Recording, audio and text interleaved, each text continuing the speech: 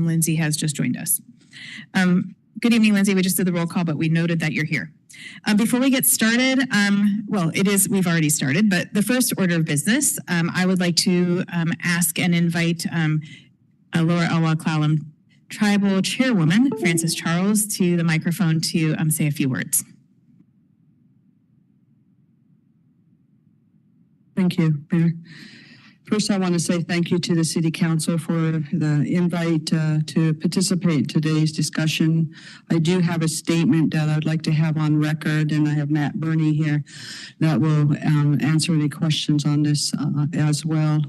As many of you know, that we are hosting a canoe journey this year, so we invite everybody to participate, and we thank the volunteers that have been stepping forward. There's been many of them that have come forth with the canoe journey itself. So, of course, we have other issues that have taken place with the Elwha River that many of you are aware of. So we are dealing with that just as much, but I'll talk about Rainier. Good evening. I am Frances Charles, the chairwoman of Laura Elwha Clallam Tribe. I want to say a few words about the tribe's long history of protecting our natural resources, our treaty rights, and our cultural history, our history of our culture as well, that's been involved in the Rainier Mill site cleanup and other issues on the harbor is very important to that. On July 21st and on July 31st, continuing through August 5th, our tribe will be welcoming all of the tribal canoes to our reservations to celebrate the rebirth, the renewal, and the Elwha River as the salmons after the removal of the dam. This year, the canoes will be landing at the vast new beach that has been given back to us by the river. We want to invite and welcome all of you to come to take part of this. This is an enormous, important event in our history, and we are thankful and humbled on behalf of our ancestors and the future generations of the river rebirth. The pristine habitat in the upper river has been reconnected to our reservation and to the saltwater after a century of obstacles. We have done a lot of the work to restore the ecosystem, the planting of native trees and the vegetation, building dozens of engineered log jams, monitoring fish population, integrating our hatchery operation to support the recovery, and much more. Much more remains to be done. But we are very confident that our river is well on its way of being the same magnificent river it was and always has been before the dams. The same dams that have harmed our river also prevented the electricity to the power of the mills that have contaminated our harbor and the waterfront, and we are just as determined to clean up the harbor and restore the shorelines, Ennis Creek estuary, as we have been doing to restore the river. We have villages at the Chewitson village site, Edis Hook, and Yennis, and some of the Elwha members have lived on the waterfront until 1937. Already, the tribe has carried out the beach restoration projects along 2 miles of the inner Edis Hook and has the coordinated eelgrass restoration in the adjacent waters. When Rainier Mill closed in 1997, it was one of the most contaminated sites in the state of Washington. The state ecology department allowed to lead the cleanup instead of the federal EPA because of the agreement that recognized the unique rights toward the tribe to participate every step of the way to protect our treaty fishing rights. Cleanup on the nearshore habitat that supported the fisheries, restored the Ennis Creek estuary, and protect cultural resources and ancestral remains. And we have participated every step of the way. Progress has been very slow in getting to the final cleanup plan, but there have been interim cleanup actions in the early 2000s that removed most of the contaminated material in the recent years. The pace has picked up to the point that now a cleanup plan on the verge of approval. The tribe's working relationship with ecology has become very efficient, and ecology has been more assertive with the Rainier site. The tribe's participation has helped make the cleanup plan better than it would have been without us. But the cleanup plan is not the end of the process. There are many more steps to come, and in each one of us. We will have to fight to make sure that the steps are effective as possible. I want to assure everybody that the tribe is committed to seeing the process through to the end and will not rest until we get there. Our Natural Resource Director, Matt Byrne, is here with me, and he will be available to answer any questions you may have about the cleanup. Hotness, and thank you. But I really want to emphasize the fact of the time frame on this. It's been long overdue. I inherited this with our ancestors, as well as all of the previous council members that have made this path for me, put those footprints out there for us, and we want to be successful, not only for us, but for all of you. All of you, for your future generations, no different than ours. And it's something that we tell our youth, we listen to our elders, and we have lost so many of them through this process. So with that, I again say, Hotness, and thank you for the time. Hotness, and thank you for being here.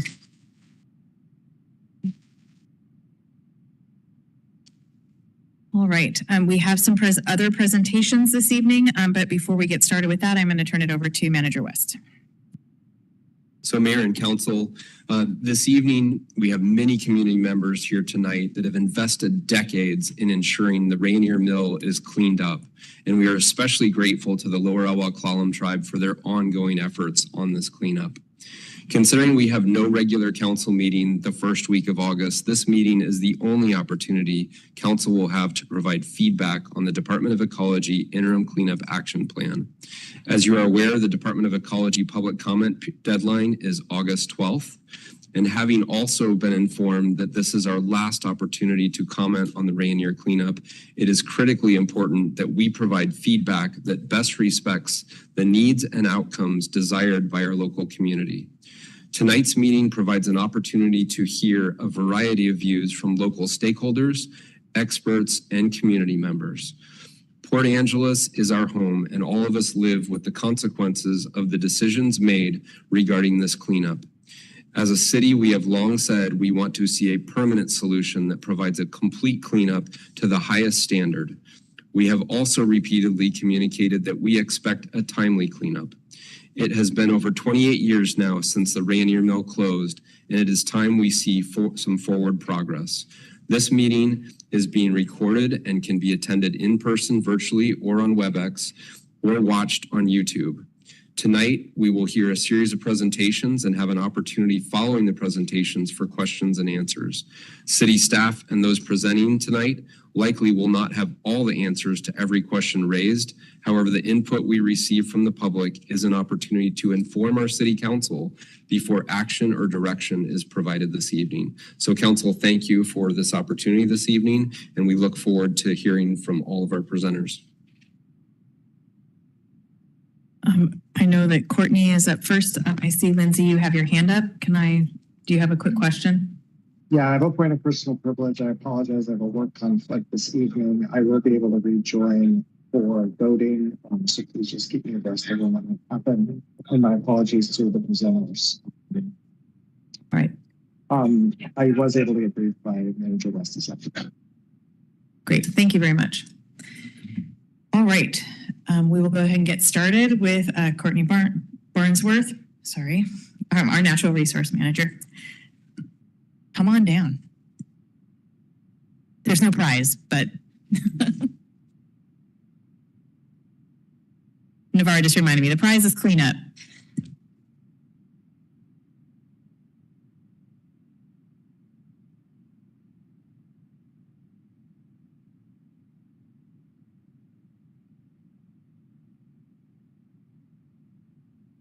Mayor, just bear with us as we load the presentation. Good evening, and thank you all for coming. Tonight, I will be giving a brief presentation on the proposed updates in the 2025 to 2045 Comprehensive Plan, specifically regarding the Rainier Mill site.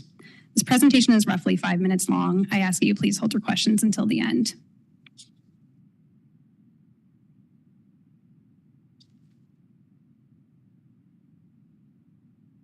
Prior to discussing the updates in the comprehensive plan, I will begin by going over existing regulation regarding the site, then move into the results of our community survey that went out last month regarding the future uses of the site, That will tie into the proposed future land use map and proposed goals and policies surrounding the site to be included in the comprehensive plan updates. The Rainier site is currently regulated within the city's Shoreline Master Program, also referred to as the SMP. The SMP carries out state mandated policies of the Shoreline Management Act at the local level, focusing on a no net loss standard to ensure permitted development will not result in a net loss of shoreline ecological functions. It also addresses a broad range of uses that could be proposed in the shoreline area, depending on the zoning, existing conditions, and habitat quality, while also ensuring consistency with state rules and ecological best practices. The SMP was last updated in 2021, with the next state mandated update taking place in 2030. Within the SMP, the Rainier Mill site is broken into two segments. Segment O includes the western portion of the site up to where Ennis Creek enters the strait. It is currently designated as a high-intensity mixed-use environment with the potential to support a variety of water-oriented uses related to commerce, transportation, navigation, and recreation. Provisions are currently flexible to accommodate a multitude of possibilities, while also implementing the objectives of the Shoreline Management Act. Any new development proposed in this segment should also protect and restore ecological functions of the shoreline, including the restoration along Ennis Creek. Recreational opportunities that are consistent with restoration are currently encouraged in this segment. Segment P is currently designated Urban Conservancy Recreation. This is for the portion of the shoreline east of Ennis Creek. This segment is intended to protect and restore ecological functions on sensitive lands and to provide public access with a variety of park uses. Restoration activities are preferred in this segment, including the near shore and within the creek itself. The Vegetation Conservation Area, also known as the VCA, extends from the water to the top of the marine bluff. VCAs are intended to act as a buffer or no-touch zone throughout the shoreline to maintain the ecological functions of the nearshore environment. New structures are prohibited in the Urban Conservancy Recreation portion of this segment.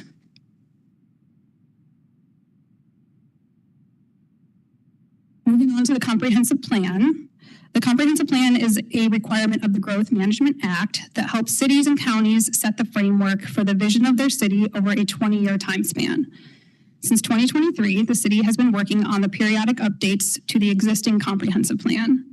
This work has included multiple meetings with stakeholders and various public engagement opportunities. 2 community surveys have gone out for public participation in the plan.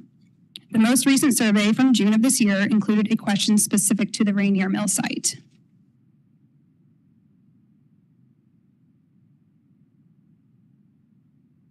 The question posed to participants was stated as, the Rainier Mill site is a culturally and ecologically significant location in Port Angeles. The comprehensive plan has identified this Rainier Mill site as a mixed use in its future land use map. What type of development do you feel would provide the most benefit for the community, future residents, and visitors? The possible choices were none of the above, residential development, open space and interpretive trails / harbor access, mixed commercial and residential uses, some combination of the above 3, or another option not listed. Most of the responses were in favor of some combination of the above 3, with the majority indicating that they would like to see the property used as a mix of open space with both residential and commercial uses.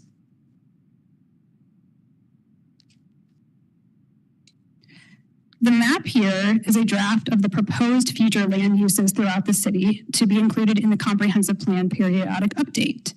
The inset on the left of the map shows the Rainier Mill site as proposed mixed use, which would allow for a mix of commercial and residential uses, while also leaving the opportunity to include some form of public recreation. For reference, the site is currently zoned as industrial heavy, which limits the existing uses to industry, such as bottling plants, freight and trucking yards and terminals, sawmills, paper mills, pulp mills, etc.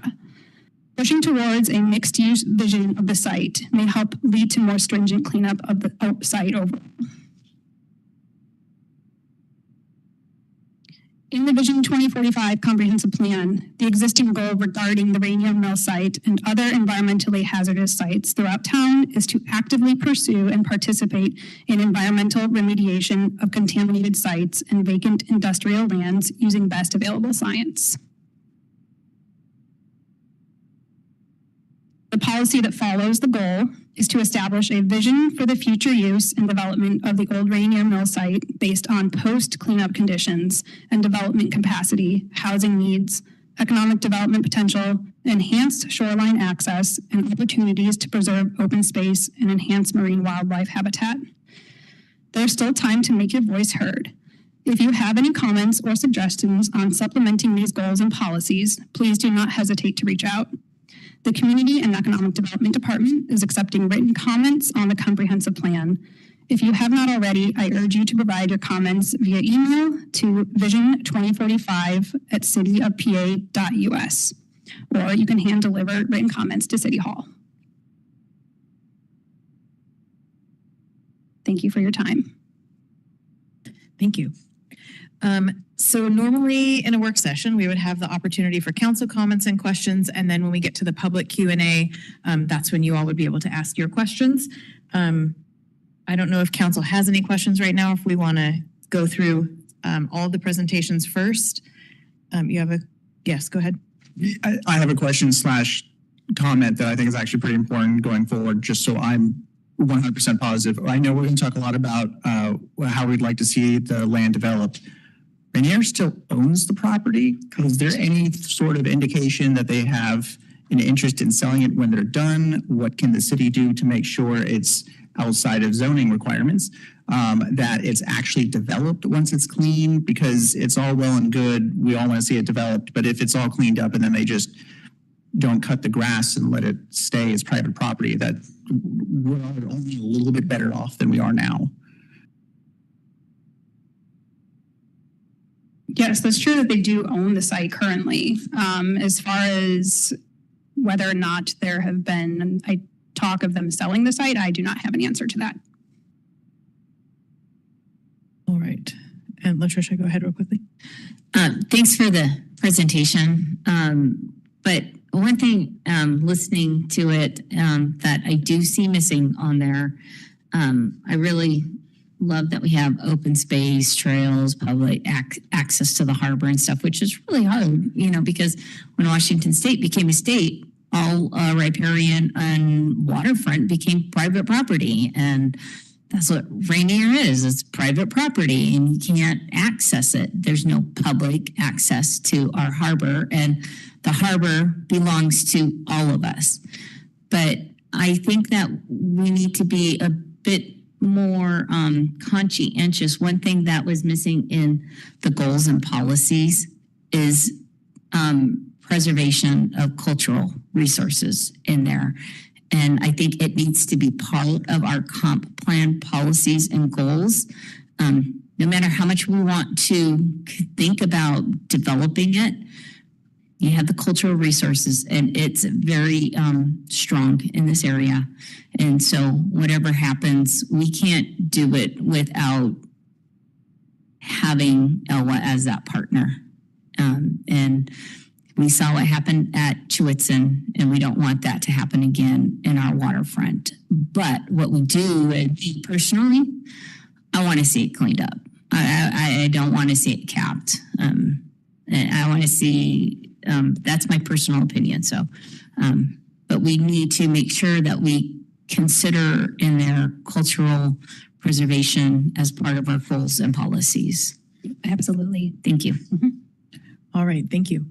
There may be more questions for you from the audience, so we will, but let's move on because we do, because it's a special meeting, we've noticed to 7:30, and we want to make sure that we leave some time to hear from the folks who are here tonight, and also have time for council discussion if necessary. So we will move on to the next presentation, and I want to invite Darlene Schanfeld to join us this evening, or she is joining us this evening. I want her come on down, is what I mean to say.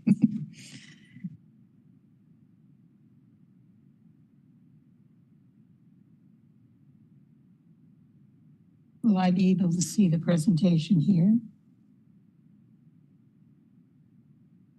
just on the screen? Okay, very good. Thank you. Yes, my name is Darlene Shanfold. I'm with the nonprofit Olympic Environmental Council. We formed about 35 years ago to protect natural resources in Jefferson and Clallam County. Can you speak? In here, of course. Should I start over? Yes, thank you. Okay. I'm Darlene Shanfold. I represent the nonprofit Olympic Environmental Council, or OEC. We formed 35 years ago to protect the natural resources of Jefferson and Clallam counties. 30 years ago, we formed a coalition with Western Washington environmental organizations and local residents and initiated the Rainier cleanup. In 1997, we petitioned the US EPA Region 10 Seattle office to investigate the Rainier contamination when they announced they would be closing. You can read more about it in the history that you picked up outside and in this trifold. My role today is to set the stage with kind of a panoramic view of the Rainier site of the pulp mill area. Many of you may not have been here in the late 90s or the early 2000s, so this is an attempt to orient you. And I want to point out the Rainier was the worst polluter in the state of Washington for soils, air, and water, and 17th worst in the nation. If we can go to the second slide. In 2007, the Washington State Legislature passed a bill to clean up all of Puget Sound, which included the Strait of Juan de Fuca and Hood Canal. Excuse me. 7 hazardous waste sites were designated for cleanups, Port Angeles being one. Next slide. This is an aerial view of the cleanups to be done in the harbor. The Rainier side is at the top on the right. Next slide. This is what Rainier looked like when it was operating. Next slide. And this is Rainier around the year 2000 or after, when its infrastructure was removed. Next slide. This is the Rainier Wharf with its decking removed and piled on the cement pad, or what we call upland, of the Rainier site. Next slide. There have been multiple shorelines in that area as Rainier continued to build outward, northward, over the water, and on fill and pilings, the area's shoreline changed multiple times, and later I'll show you the original shoreline. Next slide. Multiple samplings of contaminants throughout the harbor were done, and the red border is the determination of the breadth of Rainier's sediment contamination. Next slide. This is just another view, and the blue boundary is the Rainier area. Next slide. This is an aerial view provided by photographer John Gussman, showing Ennis Creek and the bridge over the creek connecting the two sides of the Rainier property. You may have walked or biked it. Next slide. This is just showing Ennis Creek as it flows northward. Next slide. And Ennis Creek as it empties into the strait at the current shoreline. Next slide.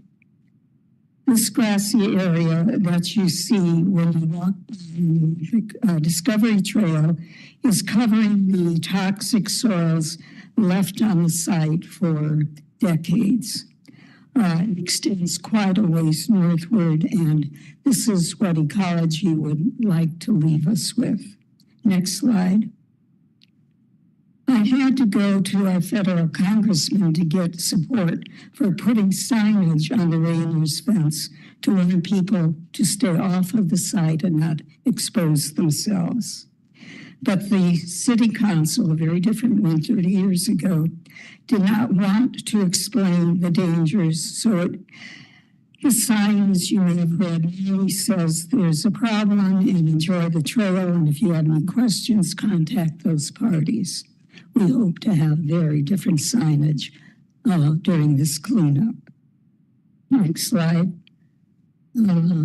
This is another view of the wharf that is being held up by pilings. Next slide. And there are 4,000 or more creosoted pilings holding up the wharf. These bottomlands belong to the Washington State Department of Natural Resources. When and how the removal will occur is a discussion between Rainier and DNR. Next slide. And same with the jetty and the log yard. More creosoted pilings hold up the jetty. And nothing can be cleaned up until these structures, including the wharf, are removed. Next slide.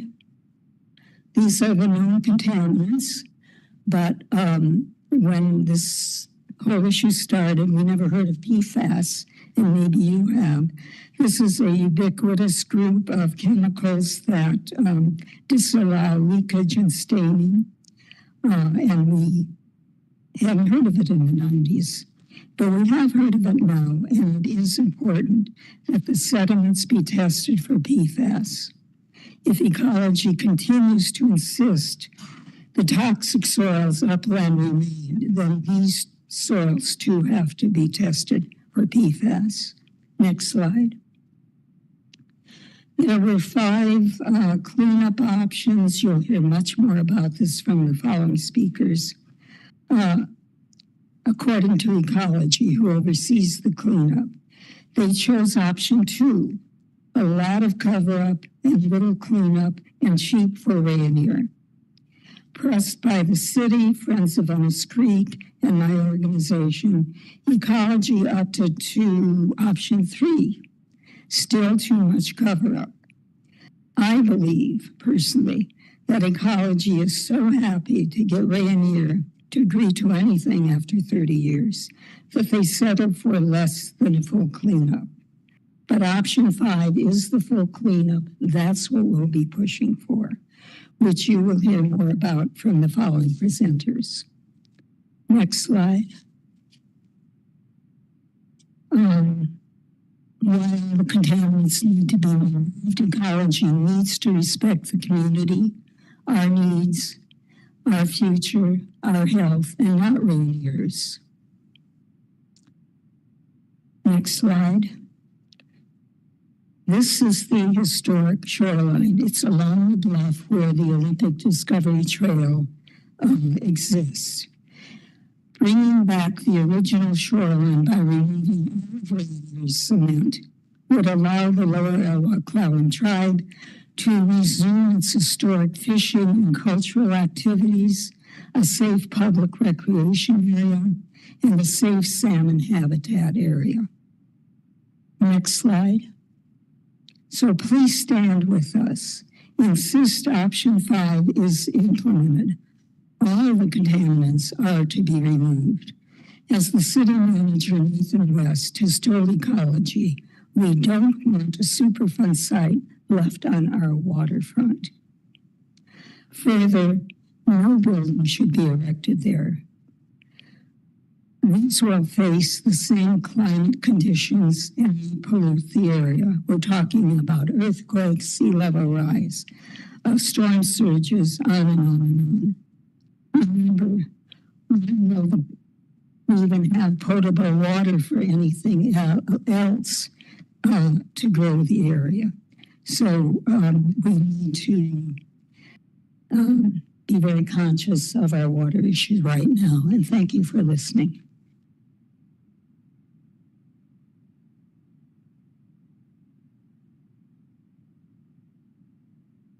Thank you very much, Darlene. We now have a member of our community who's been very involved for quite a long time on this project. Robbie Mantooth from Friends of Ennis Creek is going to give us her presentation. Thank you. I'm Robbie Mantooth, co-founder of Friends of Ennis Creek, along with Jim Mantooth, my husband of some 63 years. I'm reading this because I want to make sure that every word that we've worked so hard to put together gets to you. Tribal people like the Clallams know the value of the fish for cultural significance as well as nutrition for their families. They've lived in harmony with them for thousands of years, including at the substantial village beside Ennis Creek they occupied until the late 19th century. The name Ennis comes from their name for the area. We're worried about the stream's salmonids, salmon, steelhead that are under consideration now for being listed officially as threatened, and sea-run cutthroat trout. We feel like they're part of our family since Ennis Creek flows through our property about a mile upstream from the Rainier site. The stream is small, but has had plenty of water for the fish. Cold water salmonids prefer. The only Port Angeles stream flowing from snowfields below Mount Angeles.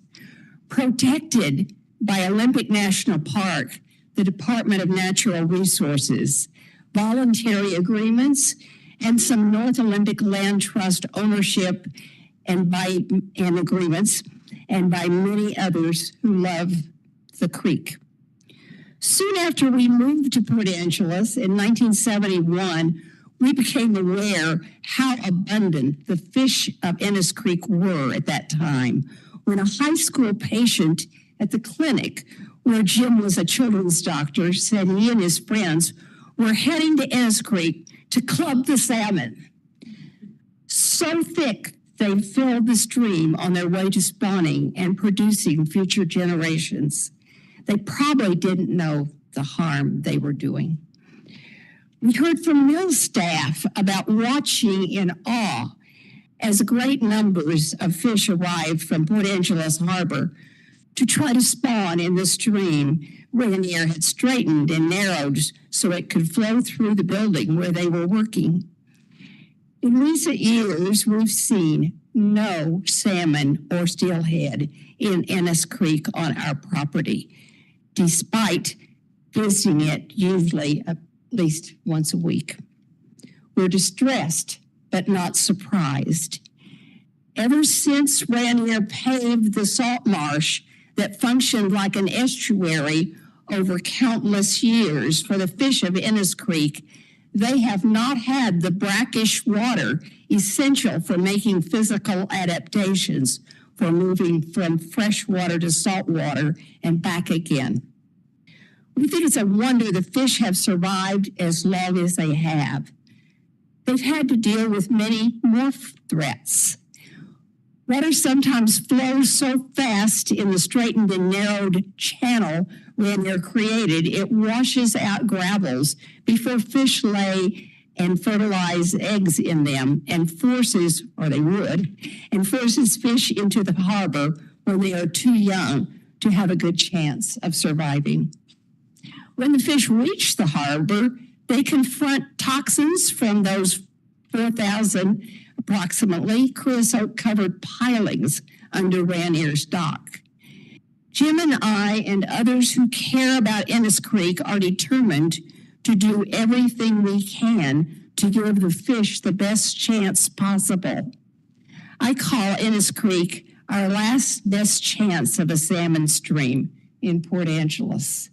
But it needs the brackish water an estuary provides. It also needs to be able to move more naturally in a stream, not constrained to fit through a mill. Good salmon streams have enough trees to keep them cool. Conifers that eventually fall in the creek as large woody debris that slows water, protects spawning gravels, and nests with eggs, hatchlings, and young fish that hide among logs and log jams. All contaminants, as well as toxic dock pilings, need to go to a landfill set up to handle them. like the one in Eastern Oregon. Ecology says costs to Rainier are too high compared to benefits, yet it doesn't even count the value of the fish. Ecology staff say they don't need to be concerned about leaving contaminants on the cleanup site because they bond with soils and won't move. They've also said engineering and design will keep them from escaping, even if hit by earthquakes, tsunamis, or other severe weather. Fabric, crushed rock, and other materials, signs, and monitoring are supposed to protect people, wildlife, and domestic animals from leaks that could bring heightened cancer risks. We don't want such gambles. Last time Ecology accepted comments in 2019, essentially every one of them wanted all contaminants removed, not covered up. We still do, and will tell Ecology what we want by the midnight August 12th deadline. We think Ecology's team wants to do the right thing, but needs to prioritize what the fish need most desperately now. I like to use ESP as a reminder, not for extra sensory perception, but E for estuary for the fish, S, space for the creek, P, pollutants gone to an appropriate landfill, starting with getting the toxic pilings, long known to be harmful, but still there.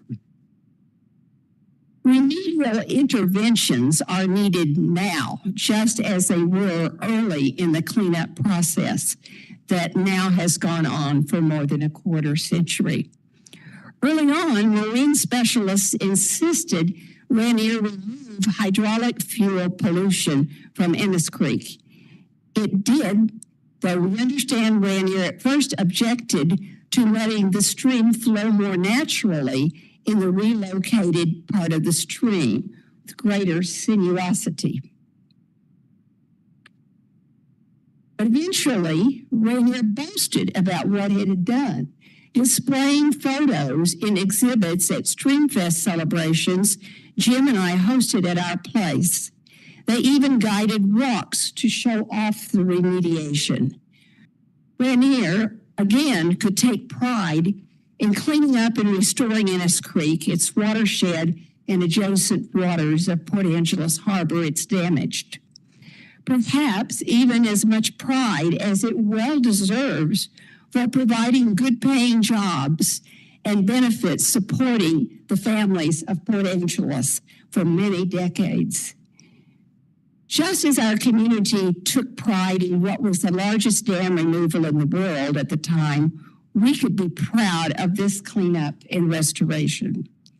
It could provide benefits to our economy as well as our quality of life, as people come to admire the restored stream, watershed, waterfront, and the beautiful beach. Some say it is the meaning of the Clallam word we've adapted as Ennis. Fish values will come again, maybe not from catching fish in Ennis Creek, but from the beauty and appeal of a clean and restored stream to our community and visitors.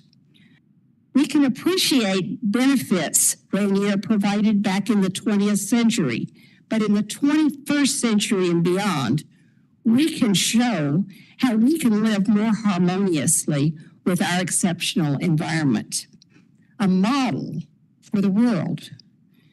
Our taxes are paying for Ennis Creek fish passage improvements. Rainier needs to take responsibility and cover all costs of cleanup and restoration. Let's come together with new priorities of giving back for the privilege of living here. Photos you've been viewing, and I'm thinking back of me, were taken on our property just about a mile upstream of the Rainier property. The stream could be as beautiful on the former mill site. What an asset we could offer people on our waterfront within walking distance of downtown Port Angeles and on the waterfront trail. We and other volunteers have taken thousands of people on walks to experience and learn from Ennis Creek. We bet that other people would like to learn too about how to live in harmony with our surroundings when the former Rainier Mill site is cleaned up and restored. Thank you.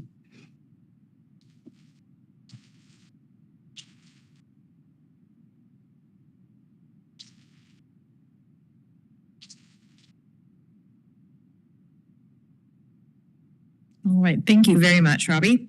Those are beautiful pictures. A nice way to spend some time this evening enjoying that, and have appreciated the opportunity to take one of your tours. So thank you for the work that you've done. And now we will have a presentation by Nicole Ott from Integral Consulting, who has been working with the city.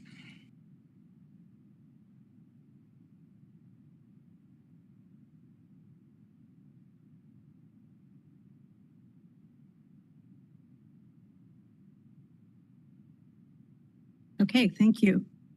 It's good. Thank you and good evening.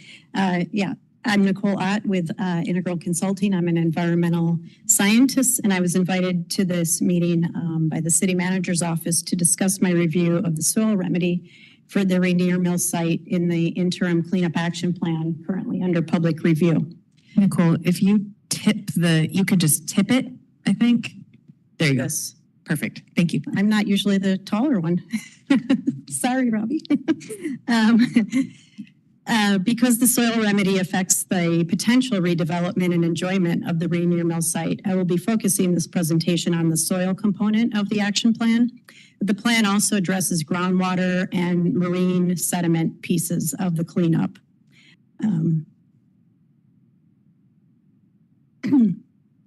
First of all, thank you for welcoming me here to talk about the Rainier cleanup. I live in West Seattle and I love visiting the Olympic Peninsula. I've spent some great times here, including a backpacking trip shown in the photo with my son on his first birthday to Obstruction Point. He's 16 years old now, and he would not appreciate that I've shown this photo on this slide. My plan for this presentation is to provide some key points in support of the soil remedy called SL5. Selection of the soil remedy uses a comparison of benefits of SL3 or option 3 versus SL5 versus how much each of those pieces might cost if they were constructed. I also want to encourage submittal of public comments on the action plan by August 12th, encouraging Washington Department of Ecology to take another look at the cost estimate and the relative benefit scoring for the soil cleanups SL3 versus SL5 that are in the action plan.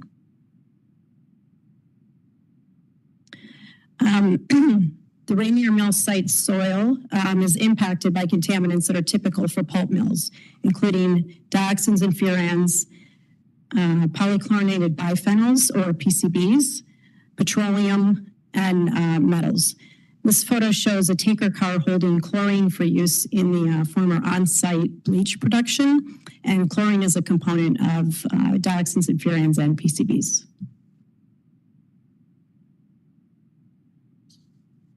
This has been mentioned earlier today, but the selected remedy for the soil has evolved over time. In 2019, Ecology released a report that recommended a soil remedy called SL2. The city and others provided public comments on that remedy, noting that it was not protective enough. It used chemical concentrations in the soil that were too high to determine where the cleanup footprint needed to be. And so it didn't address enough of the soil on the property. These two maps visually compare the selected soil remedies. SL2, the past selected remedy for soil, and SL3 is the current selected remedy for soil. The colored areas show where active work is expected to be completed for whichever remedy might be implemented. The red and yellow shows areas where excavation or digging might be completed. And the green area on both maps is a 10-acre capping or consolidation area. where soil that's dug up would be moved and stored on the property under these two alternatives. Excuse me. SL2 in the upper right of the slide was a selected remedy in 2019. SL3 on the lower left of the slide is the currently selected remedy. Following public comments in 2019, Ecology shifted the selected remedy to SL3, which is more protective than SL2. Both have movement of soil into the fence-capped area, the green area on each of the maps, but the difference is in how much colored areas cover the property. The larger area shown in SL3 means that lower concentrations or more protective criteria are used to draw the shapes on the map, and that more cleanup would be done under number 3 versus number 2. However, if we continue the evolution from SL2 to SL3, we get to SL5, which actually digs up all of the contaminated soil from the property and moves it to a landfill outside of Port Angeles. This aligns with the location of the property along the Olympic Discovery Trail, and it connects with habitat improvements planned for Ennis Creek. Another piece favoring the selection of SL5 is related to the future land use considerations and future enjoyment and ecological function of the property. The action plan considers that the Rainier Mill site is currently zoned as heavy industrial, but the city's comprehensive plan, as we learned about tonight, identifies a future land use for this property that supports mixed uses, including commercial and residential development. And as Courtney described, the Shoreline Master Program restricts structures too close to the shoreline. The consolidation area identified in SL3 could make that future development and compliance with the SMP more difficult. Oh my gosh, you guys aren't going to be able to see any of this in the room. I'm sorry. So the point here won't be all the numbers on the table. Hopefully those online can kind of see what we're showing, but this is a table from the cleanup action plan. And I'll just kind of talk through how it's used to select the remedy. Ecology uses a tool that's called a disproportionate cost analysis, or a DCA, to identify the selected remedy among the options it considers. This table shows the benefits scoring and the estimated costs for each of the 5 soil remedies. It's a little bigger. The 5 soil remedies considered. The upper half of the table will give you a score for each alternative for various factors to identify the pros and cons of each. Things that are scored might include how permanent is the remedy, how protective is the remedy, and those are pluses. And then it will also score some things that might be, negatives to implementing the remedy, such as is it going to be noisy or dusty during construction? Does it involve several trucks moving dirty soil through neighborhoods? Is the remedy difficult to design and build? Does it need restrictions on how the land can be used in the future? Those things would lower the benefits score. And each piece of the score can be rated from a 1 to 10. And the total benefit score is shown in the middle bottom row, the middle bold row of the table. The numbers here aren't important, but in a nutshell, SL5 is the remedy that removes all of the impacted soil from the Rainier Mill site, and it has the greatest benefit score, which is an 8.9 out of 10. It's about as high as you can get. There's a few low points in here that I'll address later in the presentation. So basically what this table does, it's a tool in the cleanup action plan to say, how good is the remedy? What are the benefits? And then how much do we think it's going to cost to build each of these remedies in the future? And these are estimates of the costs. They're not, we don't know how much it's going to cost because there's a lot of design and engineering that will go into really figuring it all out. So this is kind of a first cut to come up with that selection. Because ecology needs to find the cleanup with the greatest benefit, which is not too much more expensive than the other remedies selected. So this cost estimate really is the cusp of this decision making. Remedy SL2 had actually scored the best for this, and the bottom of the table has it ranked as first place. And so that was why that was the remedy that was identified as the selected remedy in the 2019 version of the action plan. But as we know, there were several comments saying that that wasn't protective enough, that was not an appropriate remedy for the site. Ecology had noted in its July 8th presentation that it understands that SL2 and SL4, two remedies that used less protective criteria, were removed from consideration. And so now in the plan that's under consideration, SL3, which was second place in this scoring table, is the selected remedy for the soil. It ranked second in the alternatives. And really what we've got left is 3 versus 5. And show on the next slide, I talked about that disproportionate costs. So within the scoring and the cost system that is in the action plan, even though SL5 is the best one, ecology has to look at the difference between SL3 and SL5. And so for their costing, I'm sorry if everyone can't see it here, but it's their estimate of the benefits was that the difference was only 1.1 out of 10. So they scored them as having very close together in their benefits. On the flip side, the difference in the estimated cost between the two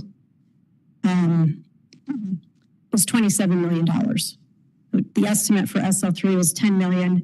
The estimate for SL5 is 37 million. So just looking at the numbers, it feels like it's a big difference in cost for a little bit of benefit if these numbers are used. The money spent on the cleanup should be well used, and the decision-making using for selecting the remedy should have accurate ideas about what the cleanup might really cost in the future when it does happen. So the decision to select a remedy uses the differences in the costs versus the benefits. And because a small change in benefit for a big, it might feel like it's too much, it's important to understand if the estimated costs and the benefit scores used for the decision-making are accurate enough for this decision to be made at this point. And so I may say a little bit more about the costs and the benefits later, but I just wanted to show a couple slides about the differences between SL3 and SL5. So how do they differ? So both options do dig up soil that exceeds certain concentrations such that the endpoint should be protective of ecological and human health on the property. But SL3 moves the soil into a pile on the property that was shown in those conceptual diagrams earlier in the presentation, the big green 10-acre area. And this is a pile that needs to be engineered so the dirt stays in place and is not exposed to humans and wildlife. SL5 has a remedy called a dig and haul. You identify where you need to dig it up, put it into dump trucks, haul to a landfill outside of the property. These landfills are designed to contain waste and contaminated soil. And then clean backfill would be brought in. So SL5 is expensive because it involves transport many trucks to a landfill, and it needs to have logistics of getting the soil to a landfill, which is pretty far from Port Angeles. So that all kind of goes into the calculation of how hard is it to do the remedy and how much will it cost.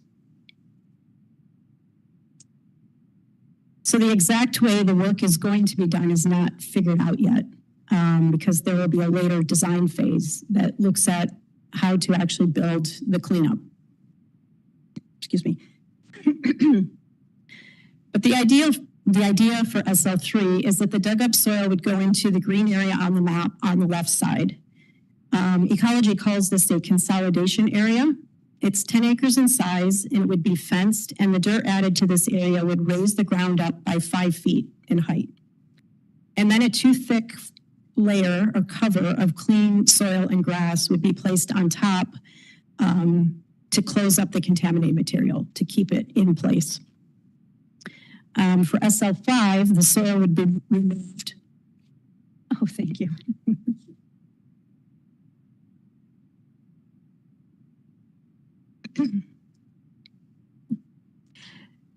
For SL5, the soil would be removed probably by truck, possibly switching from truck to train at a yard in Tacoma, and then move by rail to a licensed landfill, either in Eastern Oregon or Eastern Washington. The one I've shown on the map is the Roosevelt landfill in Washington, and the general route and the landfill location are shown, but that would all be worked out if that was the remedy that was selected. This is just to give an idea of how the different remedies could be completed if either was chosen. So moving and storing contaminated soil in a landfill is expensive. Recall the $37 million estimate for SL5.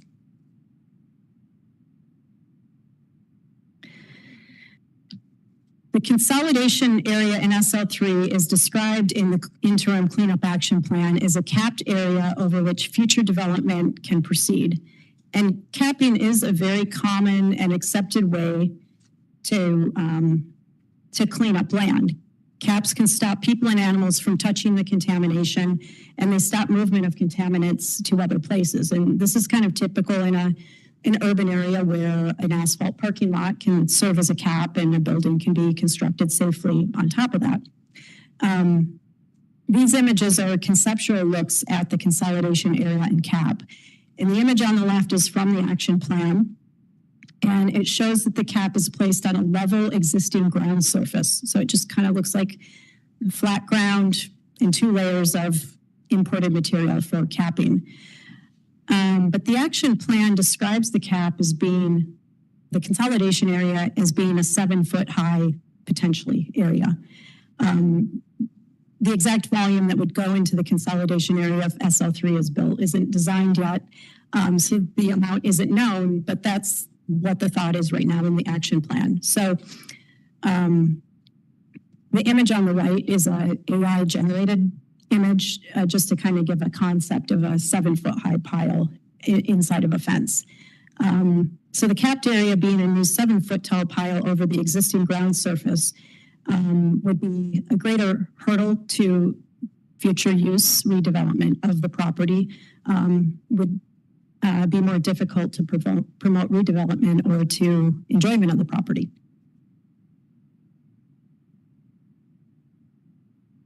There is soil currently that's been dug up from past cleanup actions and covered up on the mill property right now.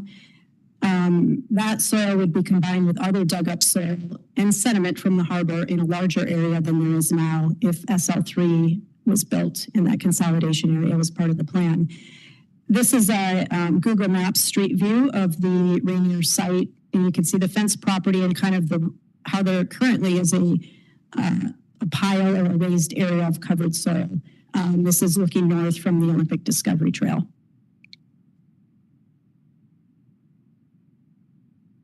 I wanted to point out also that the plan for SL3 includes placing sediment into the green area that was on the previous map as well. The consolidation area would also include sediment dredged from the harbor if SL3 was built. Some of the areas where dredging is to occur are loosely understood because there will be future data collection and design phases that would refine that. The red areas on the map are planned for dredging, and additional data collection will refine the shapes of those areas and how deep digging up that sediment might need to be if dredging happens. The dock and jetty are also to be removed under the sediment cleanup portion of the plan. And then testing of the sediment under those structures would occur. If that sediment also needs to be dug up, it's possible that it could go in the consolidation area. The scheduling, design, and logistics of putting this additional material in the consolidation area would affect the schedule for building and closing up that area. And these factors will affect the actual cost of soil remedy SL3. They could make the cost much more than the $10 million estimated in the interim action plan. So this is important because cost is used for choosing SL3 as the selected remedy over SL5.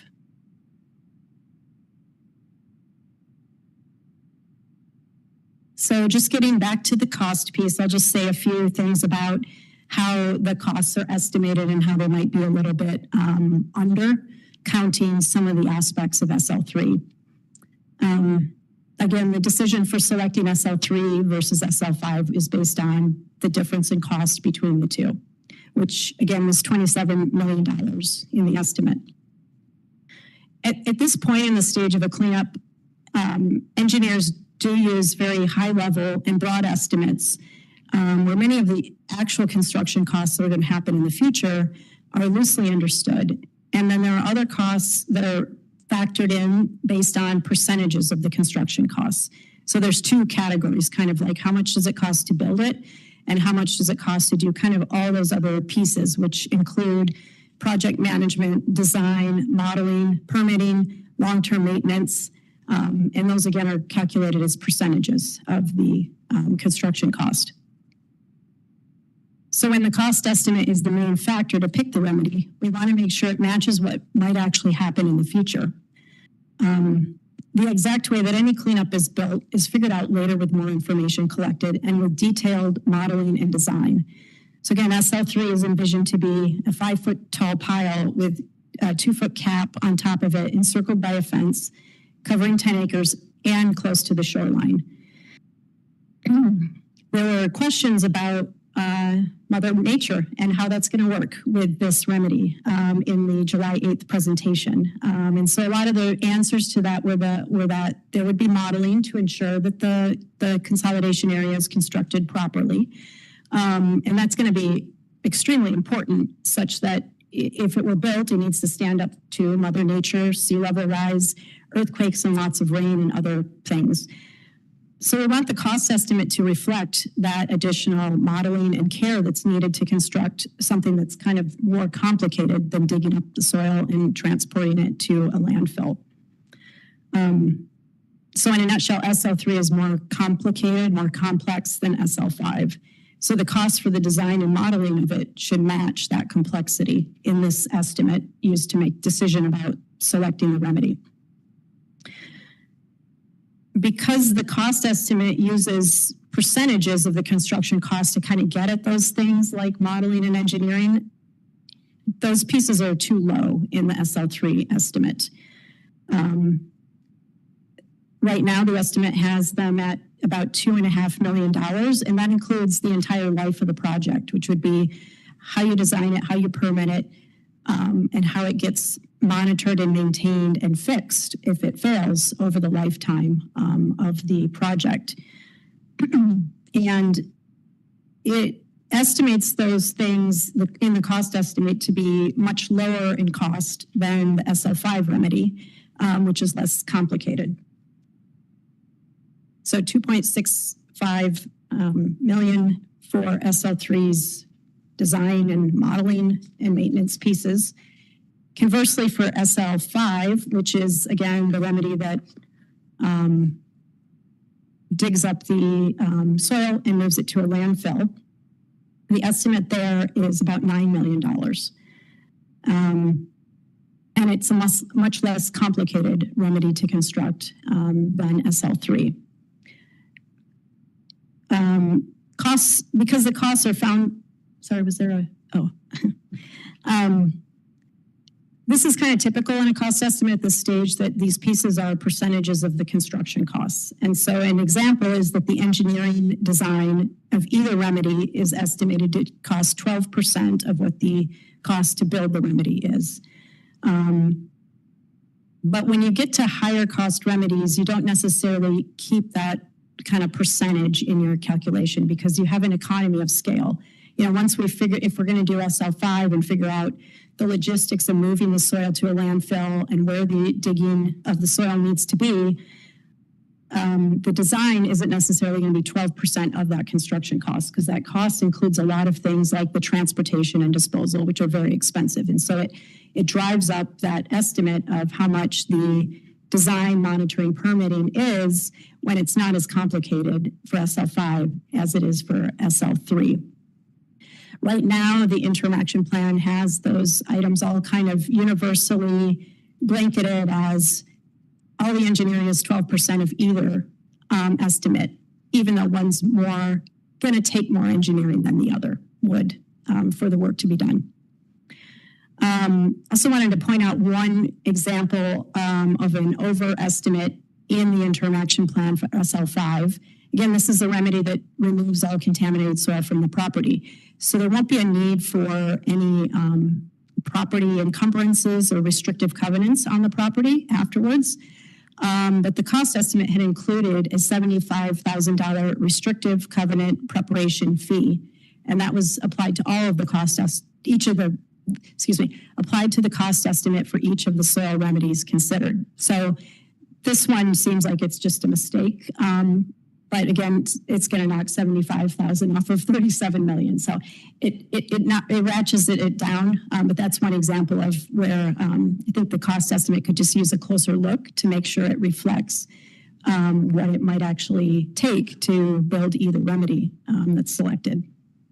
So I just wanted to point out that between SL3 and SL5, the costs that aren't related to construction, SL5's is $6.25 million higher than that for SL3. And I apologize, the word million is missing from the last bullet in the slide. It's not $6 more. And if we remember from the beginning of the presentation, the difference in the total for the two was 27 million. So 6 million here, that's a big piece of the difference between the two. And if that 6 million piece isn't quite right, that can affect that decision making of how much more it'll cost between the two for the benefits.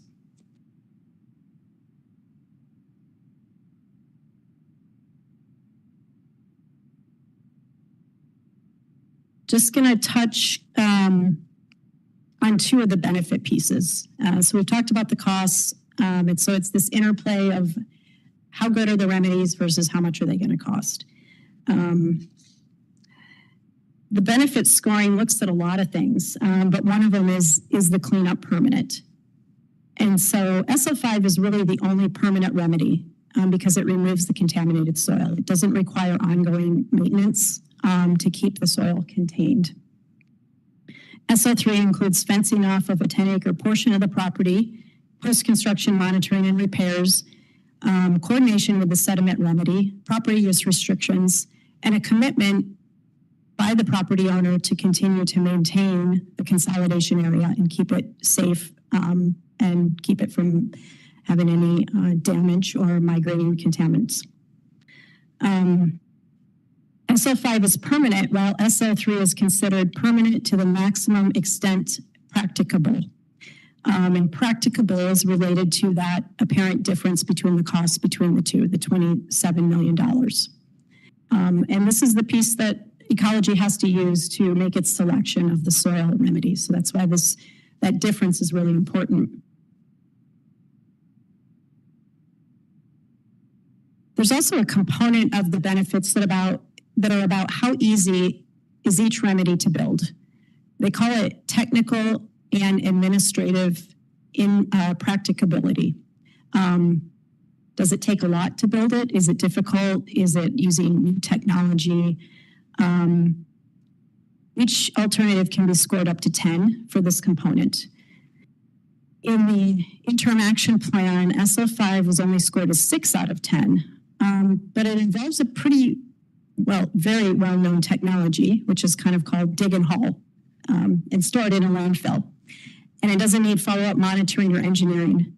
Now, there is technical logistics related to how do you get the soil to the right landfill? How do you move it around and do that safely, especially if you're moving through, near a national park, forests, neighborhoods. So that's all, of course, important to consider in how you can construct a remedy safely, because digging it up is one thing, but then getting it to the landfill is a whole other piece as well. And so that low score, the 6 out of 10, was noted due to coordination of haul routes to move the soil away over long distances and planning to move clean material back into the areas that are dug up. Conversely, though, SL3, again, the consolidation area with the cap near the shoreline, received a very high score for how easy it was to build, 9 out of 10. And the explanation in the plan was that capping, digging up, excavation, those are all well understood technologies. And they are, but this one's a little different. its design and construction is going to need modeling, engineering, careful consideration to account for weather, earthquakes, and future climate conditions. And that's all going to affect how difficult it might be to build and maintain that consolidation area if SL3 is the soil remedy that is moved forward. So SL3's benefit score for technical implementability should be lower than 9. So a couple pieces. The benefits are too high for SL3. The costs are too low. I think that's important that the comments can reflect that the decision-making for selecting a soil remedy consider a relook at the benefit scoring and the costs, just to make sure, these are estimates, but we want to make sure it really reflects what it might be the reality for whatever gets constructed at the site, such that the decision-making has a good foundation for making that choice. And so, again, please consider submitting public comments supporting SL5 before the closing date of August 12th. Thank you.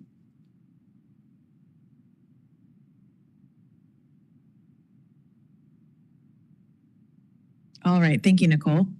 I'm going to go back to Manager West, and then I'm going to suggest, though I know our time is short, that we take a quick 5-minute break and then come back for public comment / question and answer.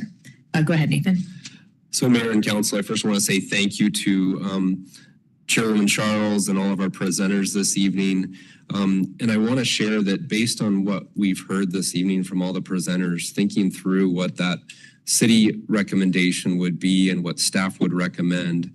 Tonight, we're recommending that council direct staff to submit comments to Department of Ecology requesting a complete, timely, and high-quality cleanup of the Rainier site, including a request that Ecology select disproportionate cost analysis alternative 5. All right.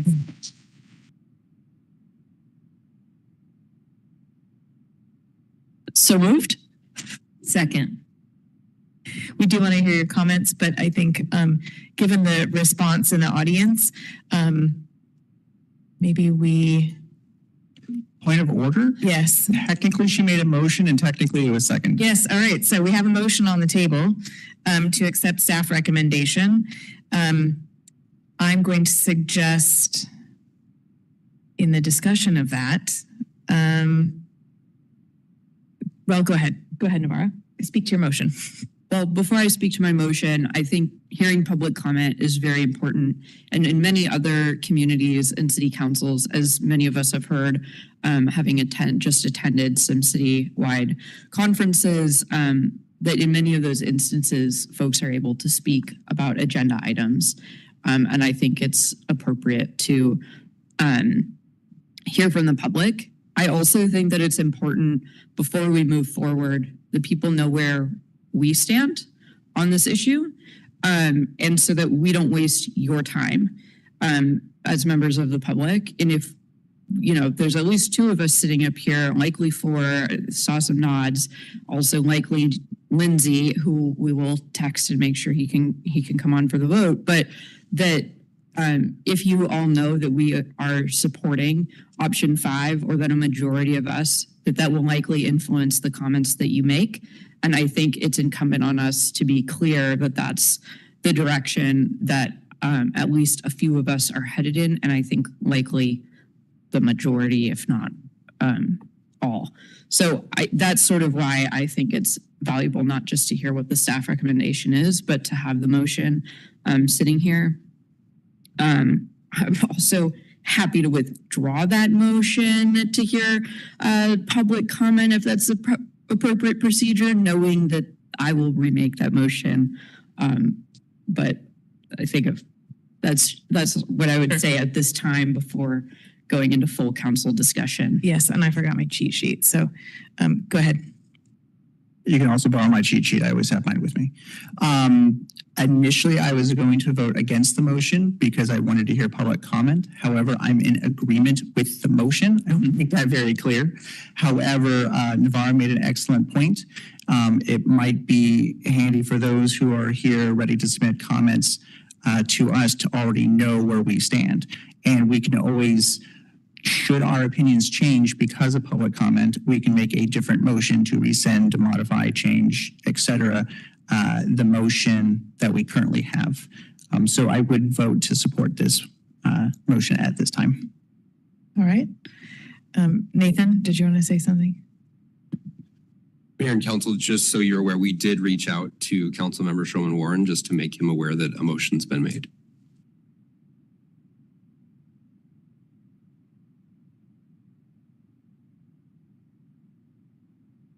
I'm going to suggest, well, it requires a motion, but I was just going to say, I also am in support of the motion.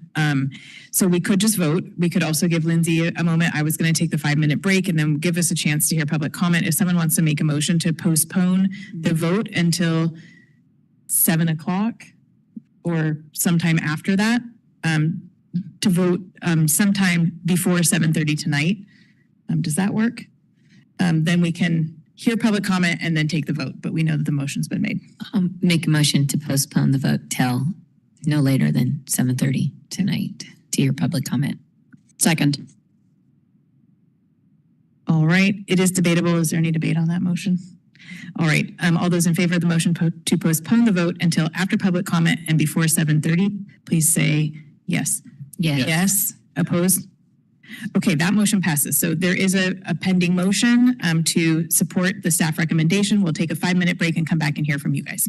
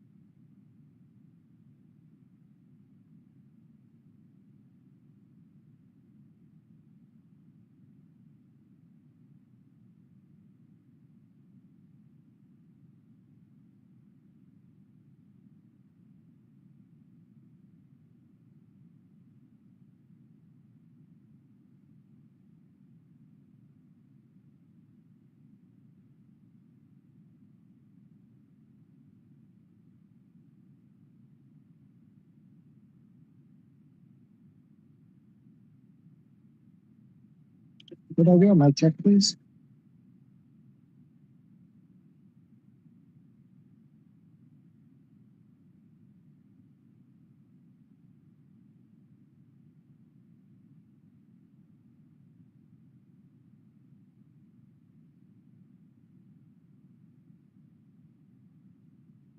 All right, we want to get reconvened so we can have our chance to hear from all of you.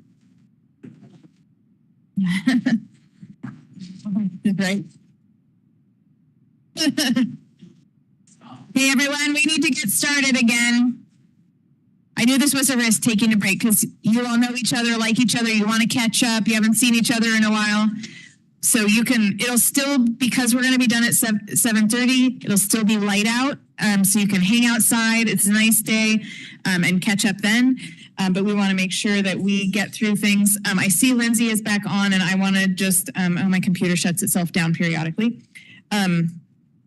Give Lindsay an update on where we are. And I see he has his hand up. Hold on, let me make sure I'm still... Nope, I got kicked out. So can you call on Lindsay while I get logged back in because I can't do public comment without being logged in? Lindsay, we are calling on you if you could unmute yourself and. Yeah, I just want to acknowledge that you can hear me. I can hear you. Sorry, can you repeat that, Lindsay? Yes, I can hear you. And just want to do a mic check, make sure that I hear you. All right, very good. So just to get you quickly up to speed before we go to the Q&A public comment, we do have a pending motion. We put it in pending to hear public comment before voting. And the motion is to direct staff to submit comments to Department of Ecology requesting a complete, timely, and high-quality cleanup of the Rainier site, including a request that Ecology select disproportionate cost analysis alternative 5. So we're going to hear from the public and then vote before 7:30.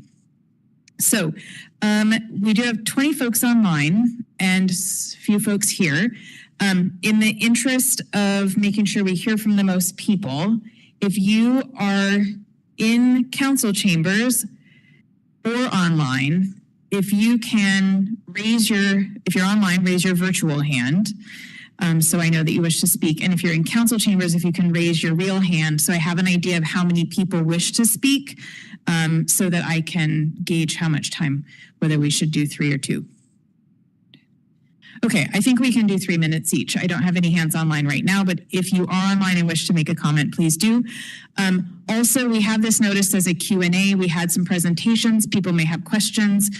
So the idea is that you'll ask your question and Courtney on our staff is going to note your question. And then we'll go back around when we're done with the public comment. And to the extent staff is able to answer questions, we'll answer those questions. And I will say that, of course, one of the main purposes of our meeting tonight is for council to decide what our public comment would be. And I hope that all of you are here also thinking about what your public comment will be, because I think we are seeing that perhaps the city doesn't have the weight that other cities might if we were bigger. So the more comments, the better. And certainly if you are here and you don't agree with our comment, you can make whatever comment it is you would like to make. The point of tonight also was just to make sure that we gave people another opportunity to hear more about the project. So with that, if you wish to make a public comment and you are in council chambers, if you want to just come down and line up, if you would like to make a comment and are not able to come to the microphone, we can bring a microphone to you. Do you want to clarify that that they can personally submit public comments themselves? Yes, that's what I am asking, is that we want to hear your comments tonight about our action, and if you have questions about the information you heard, and then also encourage you to make your own comment to Ecology and not just to us. And then so for the record, for folks who may go back and listen, if you can please, per our regular rules, state the name and whether or not you are a city resident. And then you will have 3 minutes. And if you are in council chambers, the lights here will keep track for you. We do have one comment online and we'll go to them after in council chambers. And for that person, I will keep time. So go ahead when you are ready. Okay, my name is Jim Sherman, and I do not live in the city. I live in the county. I am in favor of the number 5 option. My question would be, the 10 acres, if they go to number 3, the 10 acres that's going to be covered over, why is it fenced? If there's 2 feet of soil over the top of it, why can't we use that as a park or something like that? And that would be to the technical staff to answer. But I think that's an important point to bring up. Okay, Excellent. Thank you. So just to clarify, we'll collect the questions and then we'll go back at the end and try to answer those where we can. Okay, go ahead. Next up. This is simple. I'm John Zay. I'm a county resident.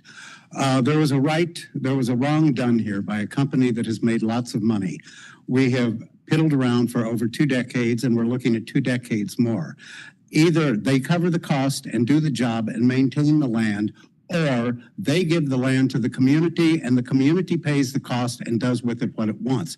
I don't understand, well, yes, I do understand all this fooling around, study.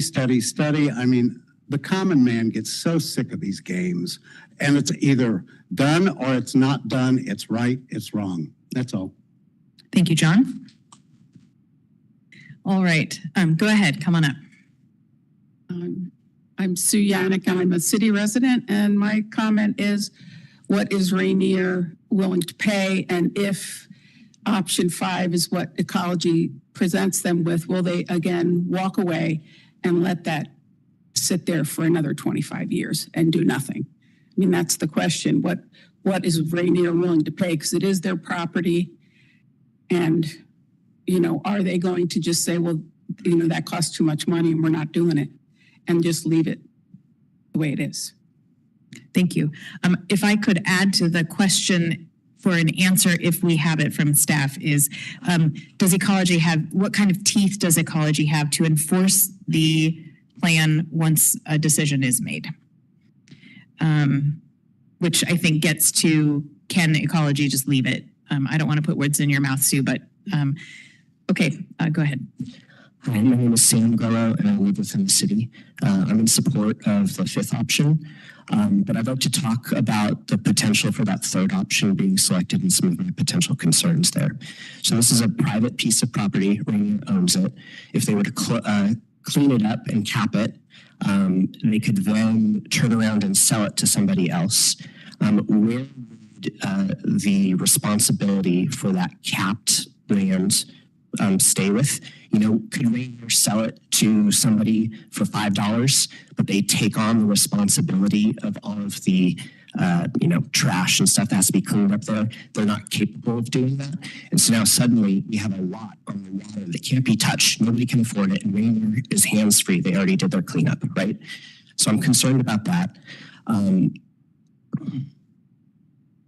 That's all I got right now. There's other stuff, but I would encourage city council and the city to think creatively right now, right? You guys just said that we're encouraging the public to make comments about this because the city and what the city wants is not being listened to so much from the Department of Ecology. How can we, what are the pressure points for the Department of Ecology? How can we hit this from other angles, right? So we can't force Rainier to do this cleanup, but is there a rule, something that we can pass that if you have waterfront land that has toxic contamination in it, you have to start paying fees, you have to start paying for this? Is there some way that we as a city that don't have a lot of power, we're small, how can we hit Rainier back? So those are my questions. Thank you, Sam. Hi, my name is Georgia Pete. I'm from Port Angeles. I also have a master's degree in environmental biology, and I have some environmental geology background. I just know that in essence, 3 will give us a toxic dump. And they're going to monitor it for 30 years. Yeah. I can tell you right now, that's not going to be long enough. And after the 30 years, if something goes wrong, who pays for that? And that is my question. For me, the 5th option is the only one that should be done because we will lose 10 acres and it will in essence be a toxic dump and it will need to be monitored for hundreds of years. And that never happens. things get forgotten about. Things get, Love Canal would be a good example. You know, all the toxins were dumped and then they built houses on it. They covered it up and they built houses on it and then everybody started dying of cancer. So, things get forgotten and things get lost in the records. And to me, 5 is the only option. Who's going to pay after that 30 years if we go with 3? No, I don't agree. Thank you, Georgia. My name is Linda Nutter, and I'm a resident of Port Angeles. And my question is, between choice 3 and 5 is, 3 really doesn't do anything. Excuse me, we have a large area that is toxic. All that will happen is move all of the toxic materials, and I say, I'm not sure they're going to get all of it, into a big pile. We still have a toxic dump. And we then will still, as residents of Port Angeles and the future people that live here, still have a toxic dump. When you go on to 5, at least you have the option of restoring the area, utilizing the area, and using it in a good manner, hopefully, with that. And I don't trust Rainier. Every time there is something going on, they go into, let's go to court, and we have another delay. They have been more than long enough with delays. On top of that, the cover that is going to be on this high pile, is there been enough testing? And then I have also heard that Rainier is the one that is supposed to watch to see if there are leaks or breaks in this. Well, it's like asking a fox to take care of the hen house. So with that, I really honestly feel that all this we are doing with choice 3 is moving the toxic area into one big high pile. We still have a big toxic area. Thank you. Thank you, Linda. Madam Mayor, City Council. My name is Timothy B. Stone. I'm a city resident. I propose a different avenue. From my understanding, from my conversations with the marine biologist, is that toxic accumulation we got is a high pH balance from accumulation of logs biodegrading. And to source that is to remove the problem. You know, there's other means of getting it out of the ground than, taking it off to a site and burning it, which is probably a good idea. But I built a barge 30 years ago. It's been in works. Put straight sound reclamation and for marine cleanup. Anything without root wads, non-indigenous environment, needs to be removed. Well, I got means to do that. If anybody would like to hear more about it, glad to talk to them. Thank you. Thank you.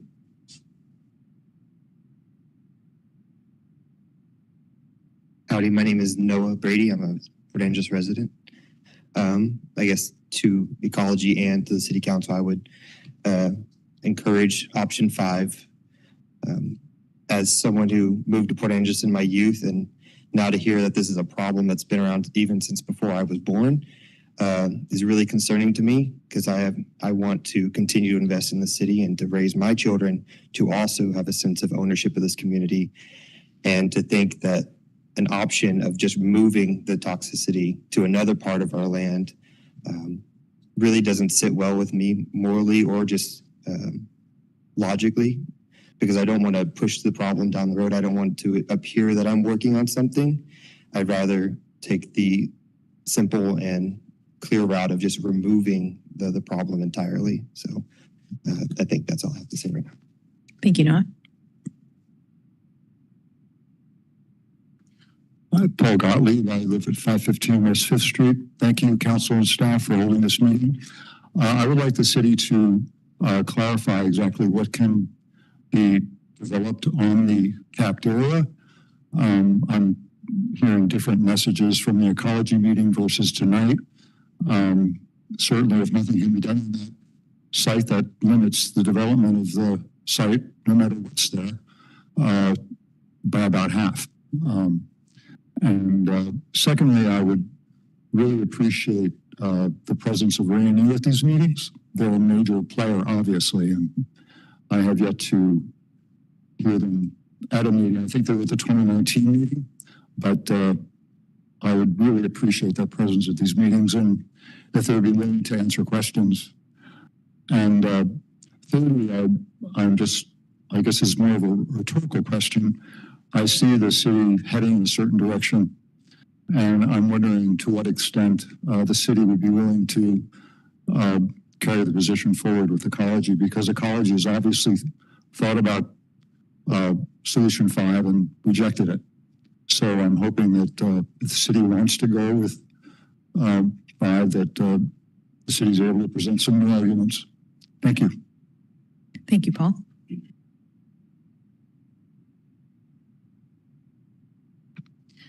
Good evening. My name is Ellen Benshu. I live in the county, but I'd like to speak on behalf of the Clallam County Democrats this evening as the chair.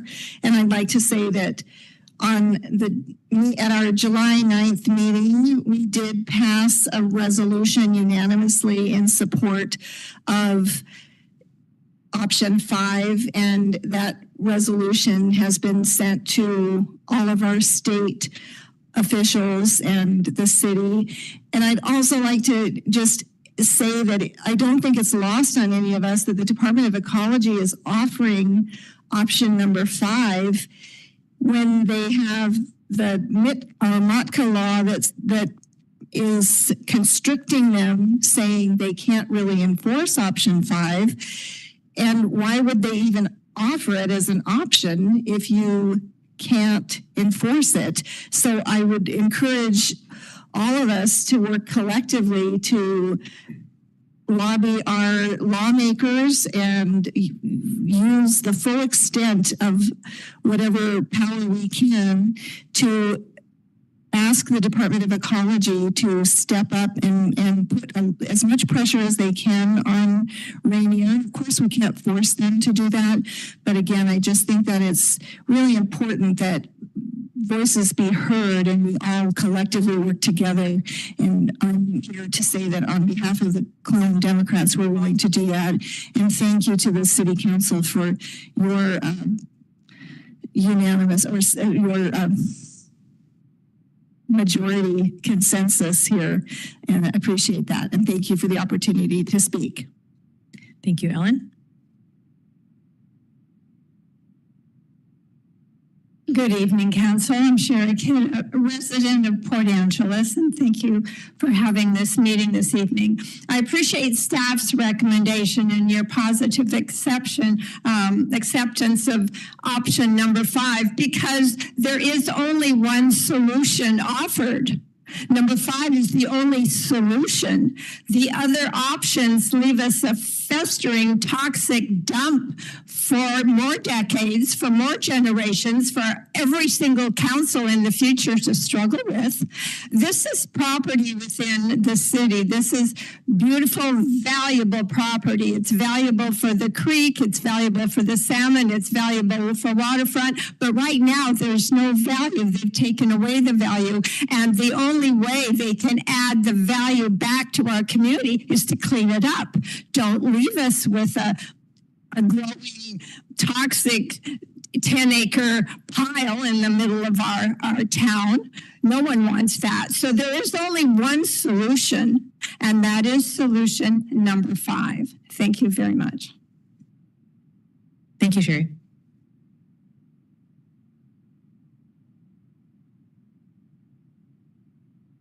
Always nervous. I don't get it. I'm Ralph Davison. I'm a citizen of Port Angeles, and option 5 is the only way.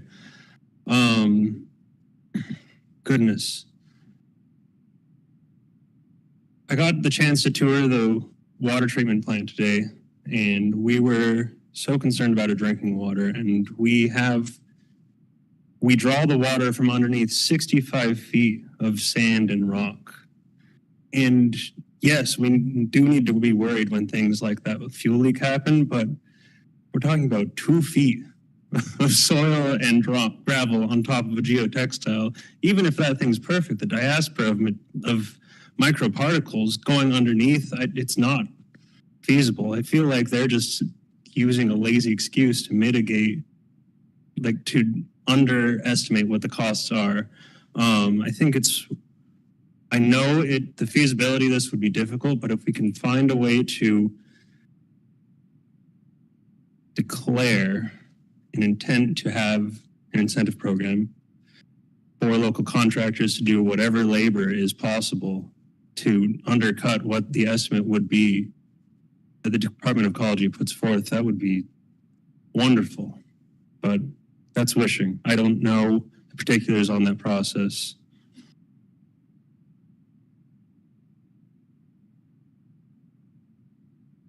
I had another point and I can't forget it, and other people want to talk. All right, we'll go to Kelly, and then we have 2 folks online, so we'll go to them next. Thank you, Kelly Johnson, City of Port Angeles resident. I thank you so much for today's presentation. Obviously, I was at Field Hall and saw you guys there too. And PABA, we also had Department of Ecology come and speak with us. My takeaway was option 3, that's all you're going to get. I mean, that was my takeaway, that just forget number 5. We can't do it. There's an RCW that talks about how it has to be, whatever within range. But then tonight, thank you so much to Nicole's presentation. I felt that there was hopefully a few points that you could show them how it is, a little bit more equitable for option 5, because I was feeling kind of hopeless before tonight. So I appreciate the presentation. PABA, of course, we always send in comments. We have a draft today, but we'll probably discuss a few revisions after today's meeting, and we'll definitely get it in. Thanks. Thank you, and thanks to PABA. All right, we will go to Becky online, and let me get my timer up. Let's see here. No, I don't want that. While we're unmuting, and we'll make sure we can hear you before we start before I start your timer. Hi, can you hear me? I can hear you, Becky. Go ahead. I'm going to start your timer. Oh, great. My name is Becky Wynn, and I am a resident of the city of Port Angeles. And I just have a quick comment. I'm in support of option 5. I think it's the only just option to all future generations and all of the life on the peninsula. I hope that Rainier does the right thing, and I hope that the city is able to push for option 5. Thank you. Thank you. All right, and then we have Diana also online. So if we'll wait and we can hear you, and then I will start your timer.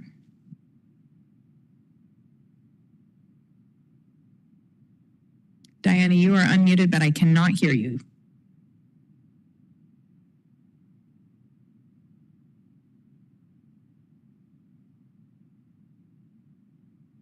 All right.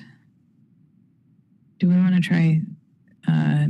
I know sometimes it's a setting on the user end that we can't impact. So let's see if we mute and unmute her one more time. Maybe try one more time. There's a difference in the icon of the microphone next to her name. So I wonder I don't know what that means, but if we couldn't try unmuting her one more time, that would be great.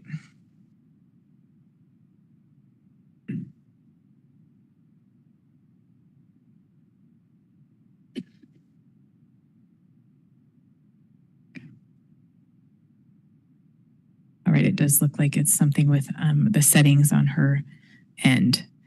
So I'm going to go to Nathan to get started on staff questions. And if we can sort it out with Diana, then we will get her comment. And Diana, if you are listening and have a question, if you want to email it to council@cityofpa.us, my email is currently open, and I could add it to the list.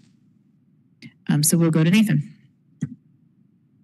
So Mayor and Council, I'm going to start by answering a number of questions, and what I'll do is ask Nicole if she has additional, more technical responses than I have to follow up to some of the answers that I'm providing. And I'm going to start actually with the last question and go back up to the top of the beginning of the questions. And hopefully I hit them all. I think it's important.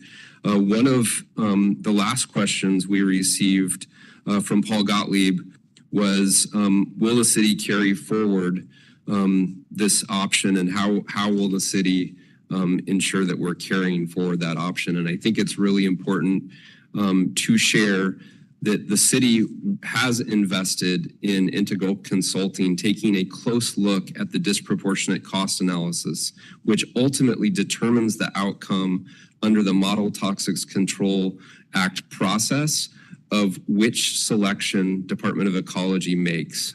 And so certainly as we look through the disproportionate cost analysis and highlight some of those things that Nicole has highlighted for us tonight, we're going to lay those out in a great deal more information that we provide directly to Ecology. And I anticipate multiple pages, probably in excess of 10 pages of a document to Ecology that highlights why we think the selection of alternative 5 is so important and why selection of 3 simply is not the best answer for the city of Port Angeles. So in addition to that, Mr. Gottlieb asked the question, what can be done on the cap? And I will say Department of Ecology could probably more precisely answer that, and Nicole may be able to answer that to some extent. I think the city's primary concern with the cap is it is not permanent. Unfortunately, if you have a new development come in and they need to penetrate or modify that cap, we're going back through a Department of Ecology process. And having already spent 28 years waiting for cleanup of this mill, we do not want to go back through any process. And we want to ensure the resolution is permanent and that the site is clean. I think it's important to share too that there will be an environmental covenant required as part of that cap, which actually restricts and constrains existing land use. That said, I think it is important to share we are grateful for Ecology's step up to the unrestricted cleanup level, which does allow a little bit more use of the particular capped area as long as the cap is not disturbed.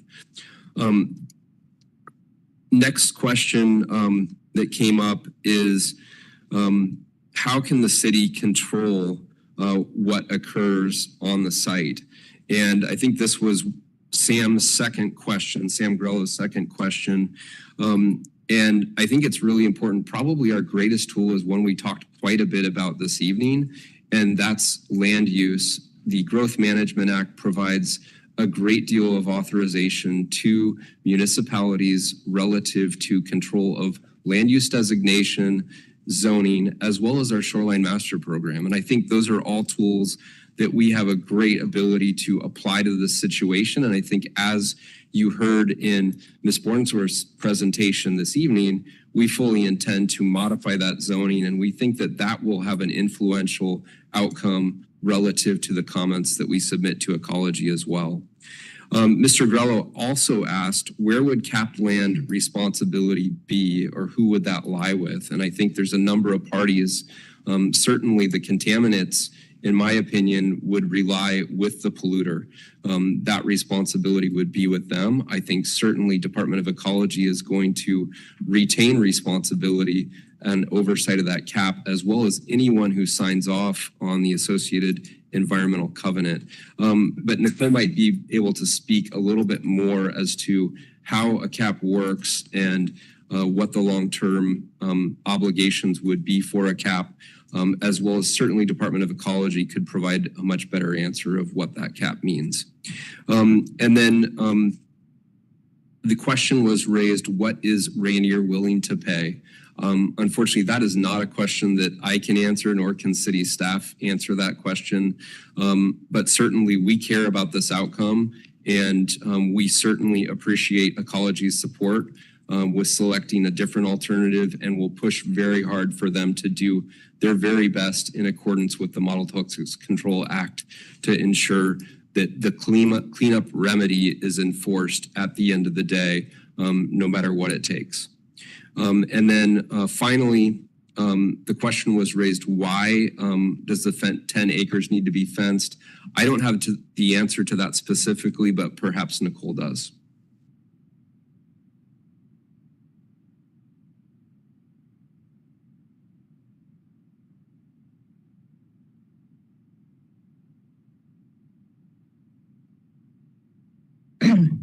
Manager West answered all of those questions very well. I don't really have a lot more to add.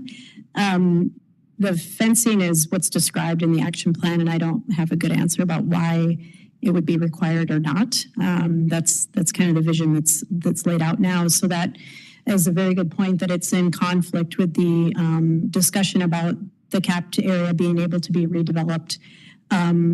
What can be developed there, the answer about anything that's, as a foundation or structures that are driven through the cap are going to require a closer look and coordination with ecology, so they're done safely and properly. And so I think really the big point is that the description of the consolidation area being 7 feet above surrounding land surface is a bigger hurdle to overcome for redevelopment than say like a paved parking lot or an area that's on level ground surface.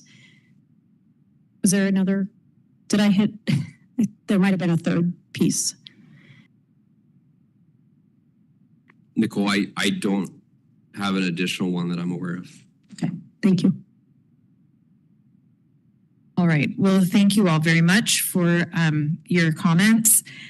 One of the things that crossed my mind that I will just mention while I'm thinking about it, as Kelly mentioned, PABA is also going to make a statement. Ellen mentioned Clallam County Democrats are making a statement.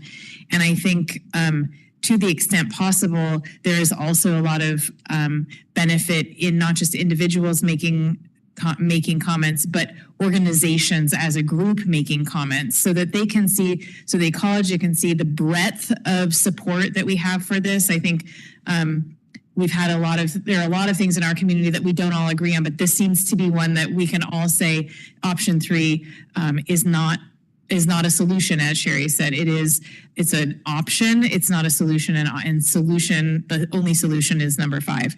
And so I think we should take advantage of the fact that there are so many people who are in support of option 5 and really send as many public comments as we can. Of course, following the rules, not duplicating, but I think individuals and groups would be quite a powerful statement. And so with that, I guess we can open it up for council discussion. And Lindsay has joined us here. I'm going to go to Drew and then Navarra, and then we'll keep going. Go ahead, Drew. Thank you. I've got 3 things that I've taken notes on, and some of it is just a little more explanation that I got from Department of Ecology when I talked to them.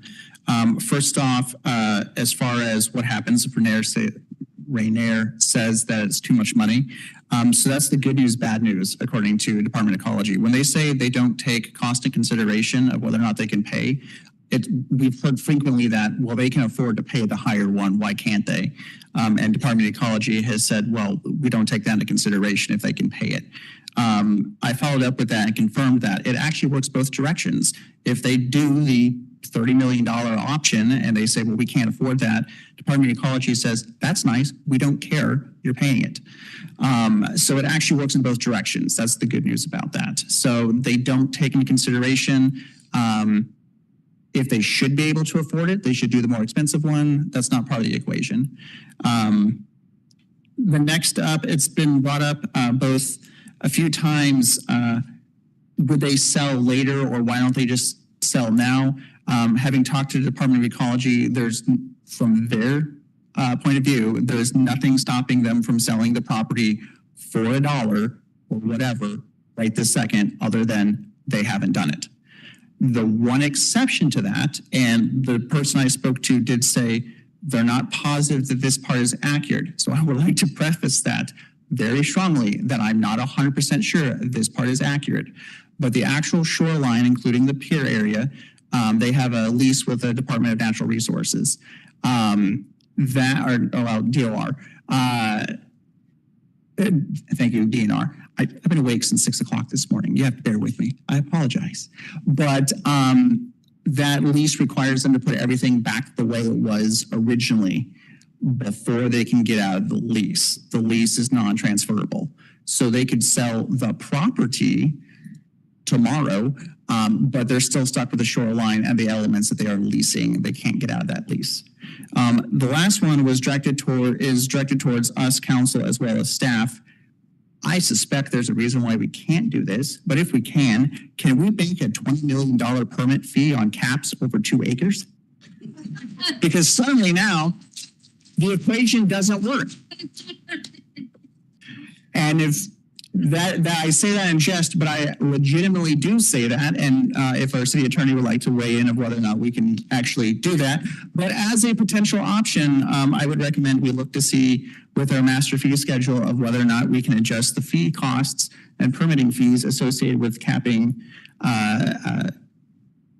acres that Department of Ecology has identified as non-usable. Thank you for your creative problem solving. All right, Navarro, go ahead. Or just prohibit it altogether.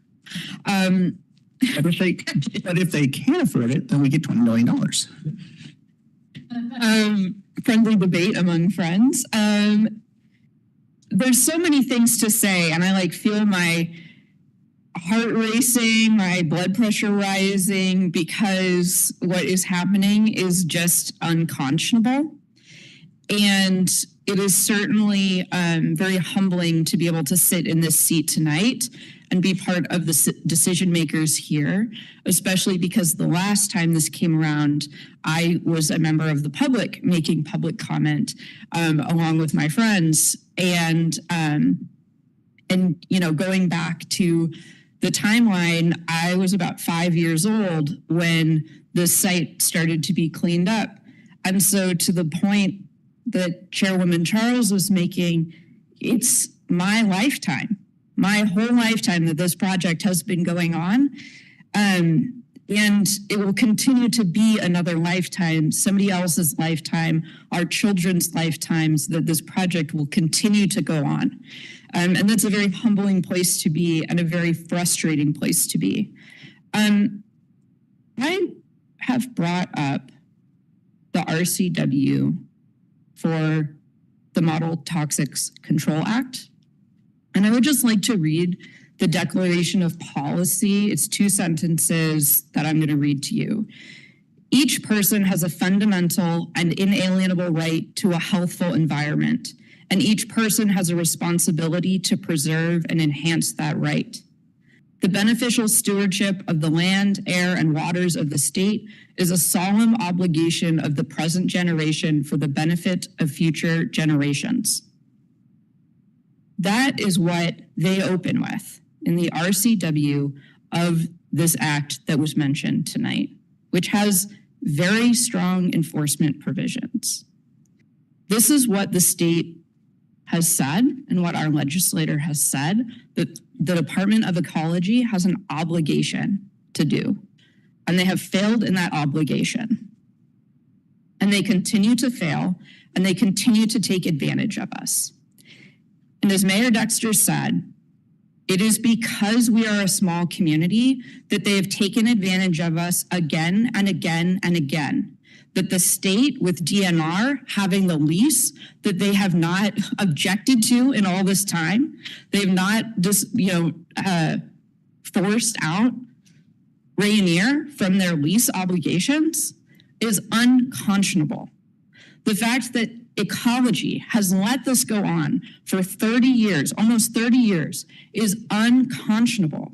The fact that we have additional mitigation efforts happening on our only water source, and this is happening to us again, is unconscionable.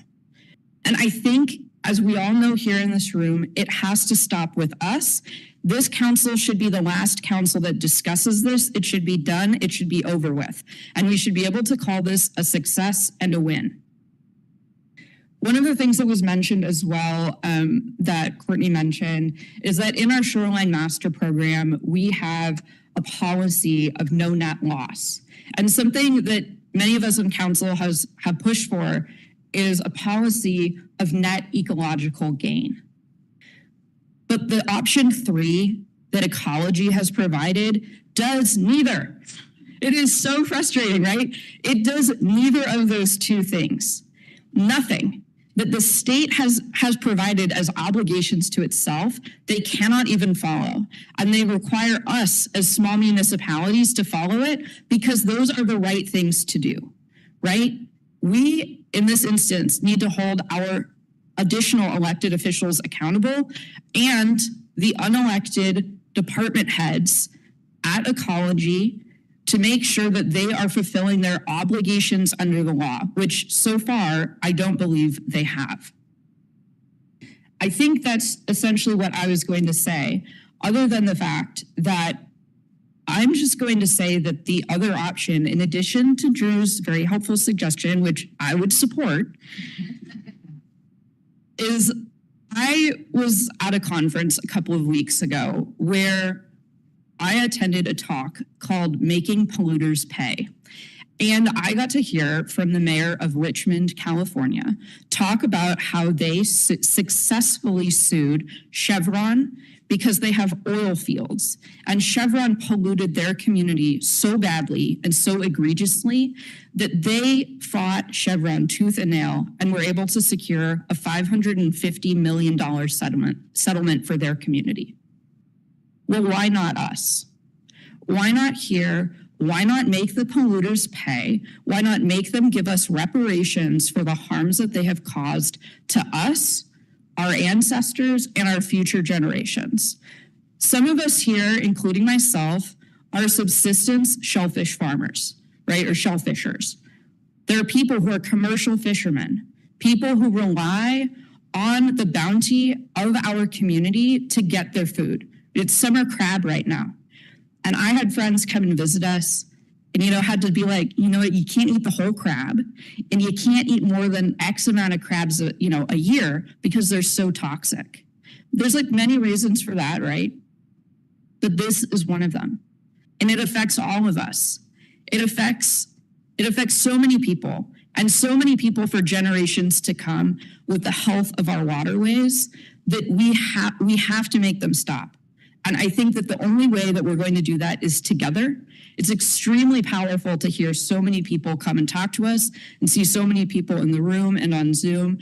And I feel very energized. I'm very upset. I'm very energized. And I think like many of us, but I hope that you feel like you're not alone in this fight, that we are here together as a collective, that we are fighting for this as well.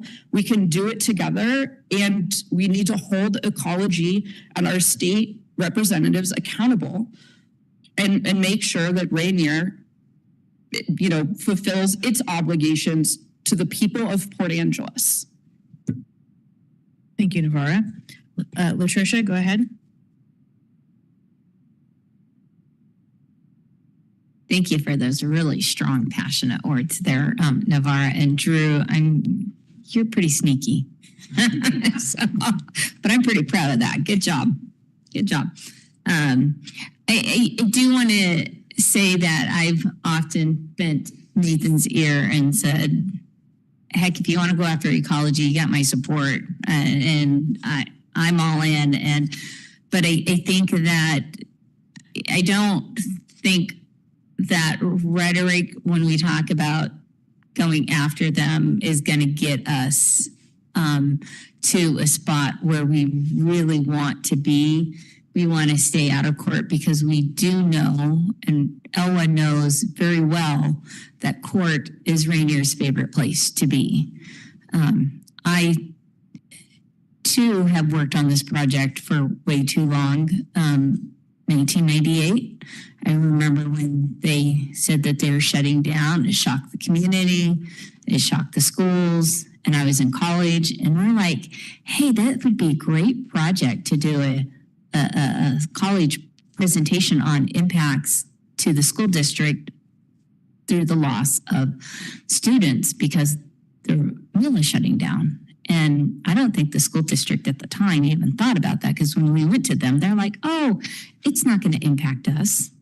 Boy, did it ever, and stuff. So us bringing that question to them and showing our presentation to them, they're like, oh, well, wait a minute. So it really changed a lot of things. But I'm also concerned about the SL3. I don't think it should be temporary. It should be permanent. One thing, when they talked about the trucking, they had no concern about trucking when they are trucking their products in and out of there. I mean, how many trucks going down that driveway, on Front, on First, down to the marina, did we experience the times that Rainier was around? I mean, when they were operating. So this argument of it's going to cost us, and you have so many trucks and greenhouse gas emissions and stuff. I'm like, I think we really need to push back on that with Department of Ecology. That's a lazy man's argument. But one of the things too, I really want to suggest to staff that we also push back on and require as part of the cleanup, because hitting back to the DNR lease, when Department of Ecology presented at Field Arts Hall, they said, oh, well, that'll take about 3 to 4 years because of fish windows. Well, one of the things that wasn't brought up, and I think that we as a city need to push back on, is Rainier can hire additional contractors. So they don't need to just hire one contractor. They can go out and hire several contractors to carry out the work. And they may not like this. It may cost them more because it's not just one contractor, but to shorten the cleanup time, to remove the jetty, to remove the creosote pilings out there. I really think that if we require them to hire additional contractors to carry out the work, it could potentially speed up that process. And that could be something to consider throughout the whole thing. But we do know how well caps work. I mean, this may not be a fair example, but remember when we capped the landfill, the maintenance and the failures that have gone into that? Well, we don't want, it's not the same type of capping, but we know that there's always something that doesn't work. So I'm really and I want to thank Elwa for all the hard work that you guys have put in from the beginning. I mean, they've been here for 28 years at the table, talking to Rainier and trying to get them to move. And I've been in those meetings and I've seen the frustration. Matt's probably, I'm sorry, Matt, you have more gray hair now than you did when 2003. So, Francis and all prior council members who were there, there was Phil, there was Sully, a lot of other council members who've been there at the table fighting for this, not just for themselves, but for the community. So thank you. My hand's up to you for being there at the table even prior to this council being at the table with you. So we have your back. I have your back, but apparently too, after everybody saying yes, we have your back too on this project. And I think we're stronger together. So keep that partnership with us and keep us informed so we can continue to have your back. But there's a lot more, but thank you, community, for being here, because this is, again, vital. The shoreline should belong to the public, and people should be able to access it, enjoy it.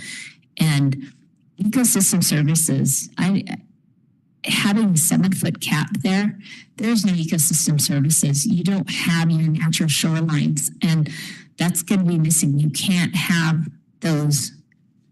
That was talked about, the brackish waters, the estuary where fish can, mingle to be able to go from freshwater to salt water and stuff. You can't do that when you have unnatural shorelines, and that's what this cap would do. So I thank you, staff, thank you, community, for having our backs too when we talk to Department of Ecology. Thank you. Thank you, Latricia. We'll go to Lindsay. Hey, is my audio okay? Yes, just don't speak too fast because it's not quite as clear as if you were in the room. Thank you so much. Apologies, I can't be in the room. And just to clarify, I have been listening since the break, so I've heard all the public comment and everything too. Thank you for all of that. And I also totally agree, like we are not ecology, like comments here are not going into ecology's official records. So please take those public comments and put them in ecology's comment section before the date in August. What we're talking really about, like the economy of our community, and this site in particular tells an environmental and economic history that spans centuries. Since time immemorial, it was a Clallam village of Enos, and it was a gift economy, and that was pretty sustainable for a long time. And then it was the Puget Sound Cooperative Colony site, where they tried cooperative management of the land, of the resources. They didn't quite know how to manage their monetary system, but that was a different kind of economic system. And then it was the Spruce Division Mill. So, early industrial, timber workers were on strike, organized by the industrial workers of the world against World War I. And so the US government basically built a mill, built a railroad, and tried to do early industry to get spruce wood out for airplanes in World War I. And then it became Rainier. And for less than 100 years, Rainier, produced profit for its shareholders and produced a toxic site on our waterfront. And I think the question for us now, the question for the state, the question for Rainier, the question for us as a community, is that the end of the story? Are we really just going to cap it and say that's what we did? There's a little cartoon, I don't know if I can describe it well, of like two guys in suits, but they're all like very dirty and standing around a dumpster fire. They're probably lawyers. And they say to each other, for a few short years there, we really maximize profits for shareholders. And is that really what we get out of this? And is ecology really going to leave us in that situation? It comes to a question for us of, is the public good, is government working for the people, working for communities, or is it going to work for the private interests of a single corporation that can just walk away from its liability, walk away from the harm it does to our community, and basically take land and make it unusable for the rest of time? And that's really the question we're facing. I really appreciate our community coming together and saying we want to hold this corporation accountable, and we want a community that's sustainable into the future. So thank you all. I think we all know where this vote's going to go. I'll leave it there. Thank you. Thank you, Lindsay. I don't know that there's a whole lot I can add, but one of the things that struck me, so my dad came to the presentation back when he was working. His life career was as a consultant doing surface water damage assessment. So he has an acute interest in projects like these and has done some work actually on both of these. So thankfully he doesn't do it anymore because then there's no conflict of interest for me. But they bought a house in Port Angeles a few years ago. And every year they get a letter from Ecology saying, just be aware there are dioxins in your soil. And so someone asked a question about that at Field Hall. And I guess they addressed the issue of the upland contamination of Ennis Creek. And they said, well, there is no contamination. We've done the study. And my dad said, well, that's funny because I get a letter from the same department every year telling me that there's dioxin in my soil. So some time ago, they did a study. And it was a moment of feeling this sort of left hand, right hand, that there may be some part of the department that has more information, but not the whole the part of the department working on this cleanup doesn't have the whole picture. And I don't want to throw people under the bus, but it feels like at this point, they are taking the easier route. It's like, let's just check it off the list and be done with it. But that's not a solution. It's checking it off the list, and that doesn't work for our community. And it shouldn't work for them either. So I'm really hoping that based on the comments that we heard tonight, that they will get a lot of public comment at this point, and that they will listen to it. And so I'm certainly supportive of the motion that we have before us. And unless anyone has anything else they want to add, I think we should go ahead and vote. So Lindsay, yeah, there you go. I think we should not use unanimous consent, even though there is it, because it's more fun to say it out loud for a motion like this. So we have a motion before us to direct staff to submit comments to Department of Ecology requesting a complete, timely, and high-quality cleanup of the Rainier site, including a request that Ecology select disproportionate cost analysis alternative 5. All those in favor, please say aye. Aye. Aye. Oh, yeah, and raise your hand for people who can't hear. So so people know. Thank you, Lindsay. Any opposed? Well, we know there aren't because there's nobody else here. Thank you very much. And the motion passes unanimously. So we will submit our comment. It sounds like there will be a lengthy document supporting our comment. And I look forward to checking in with Ecology to hear about all of the other public comment they got from the city of Port Angeles. And hopefully, it sounds like a number of you are from the county.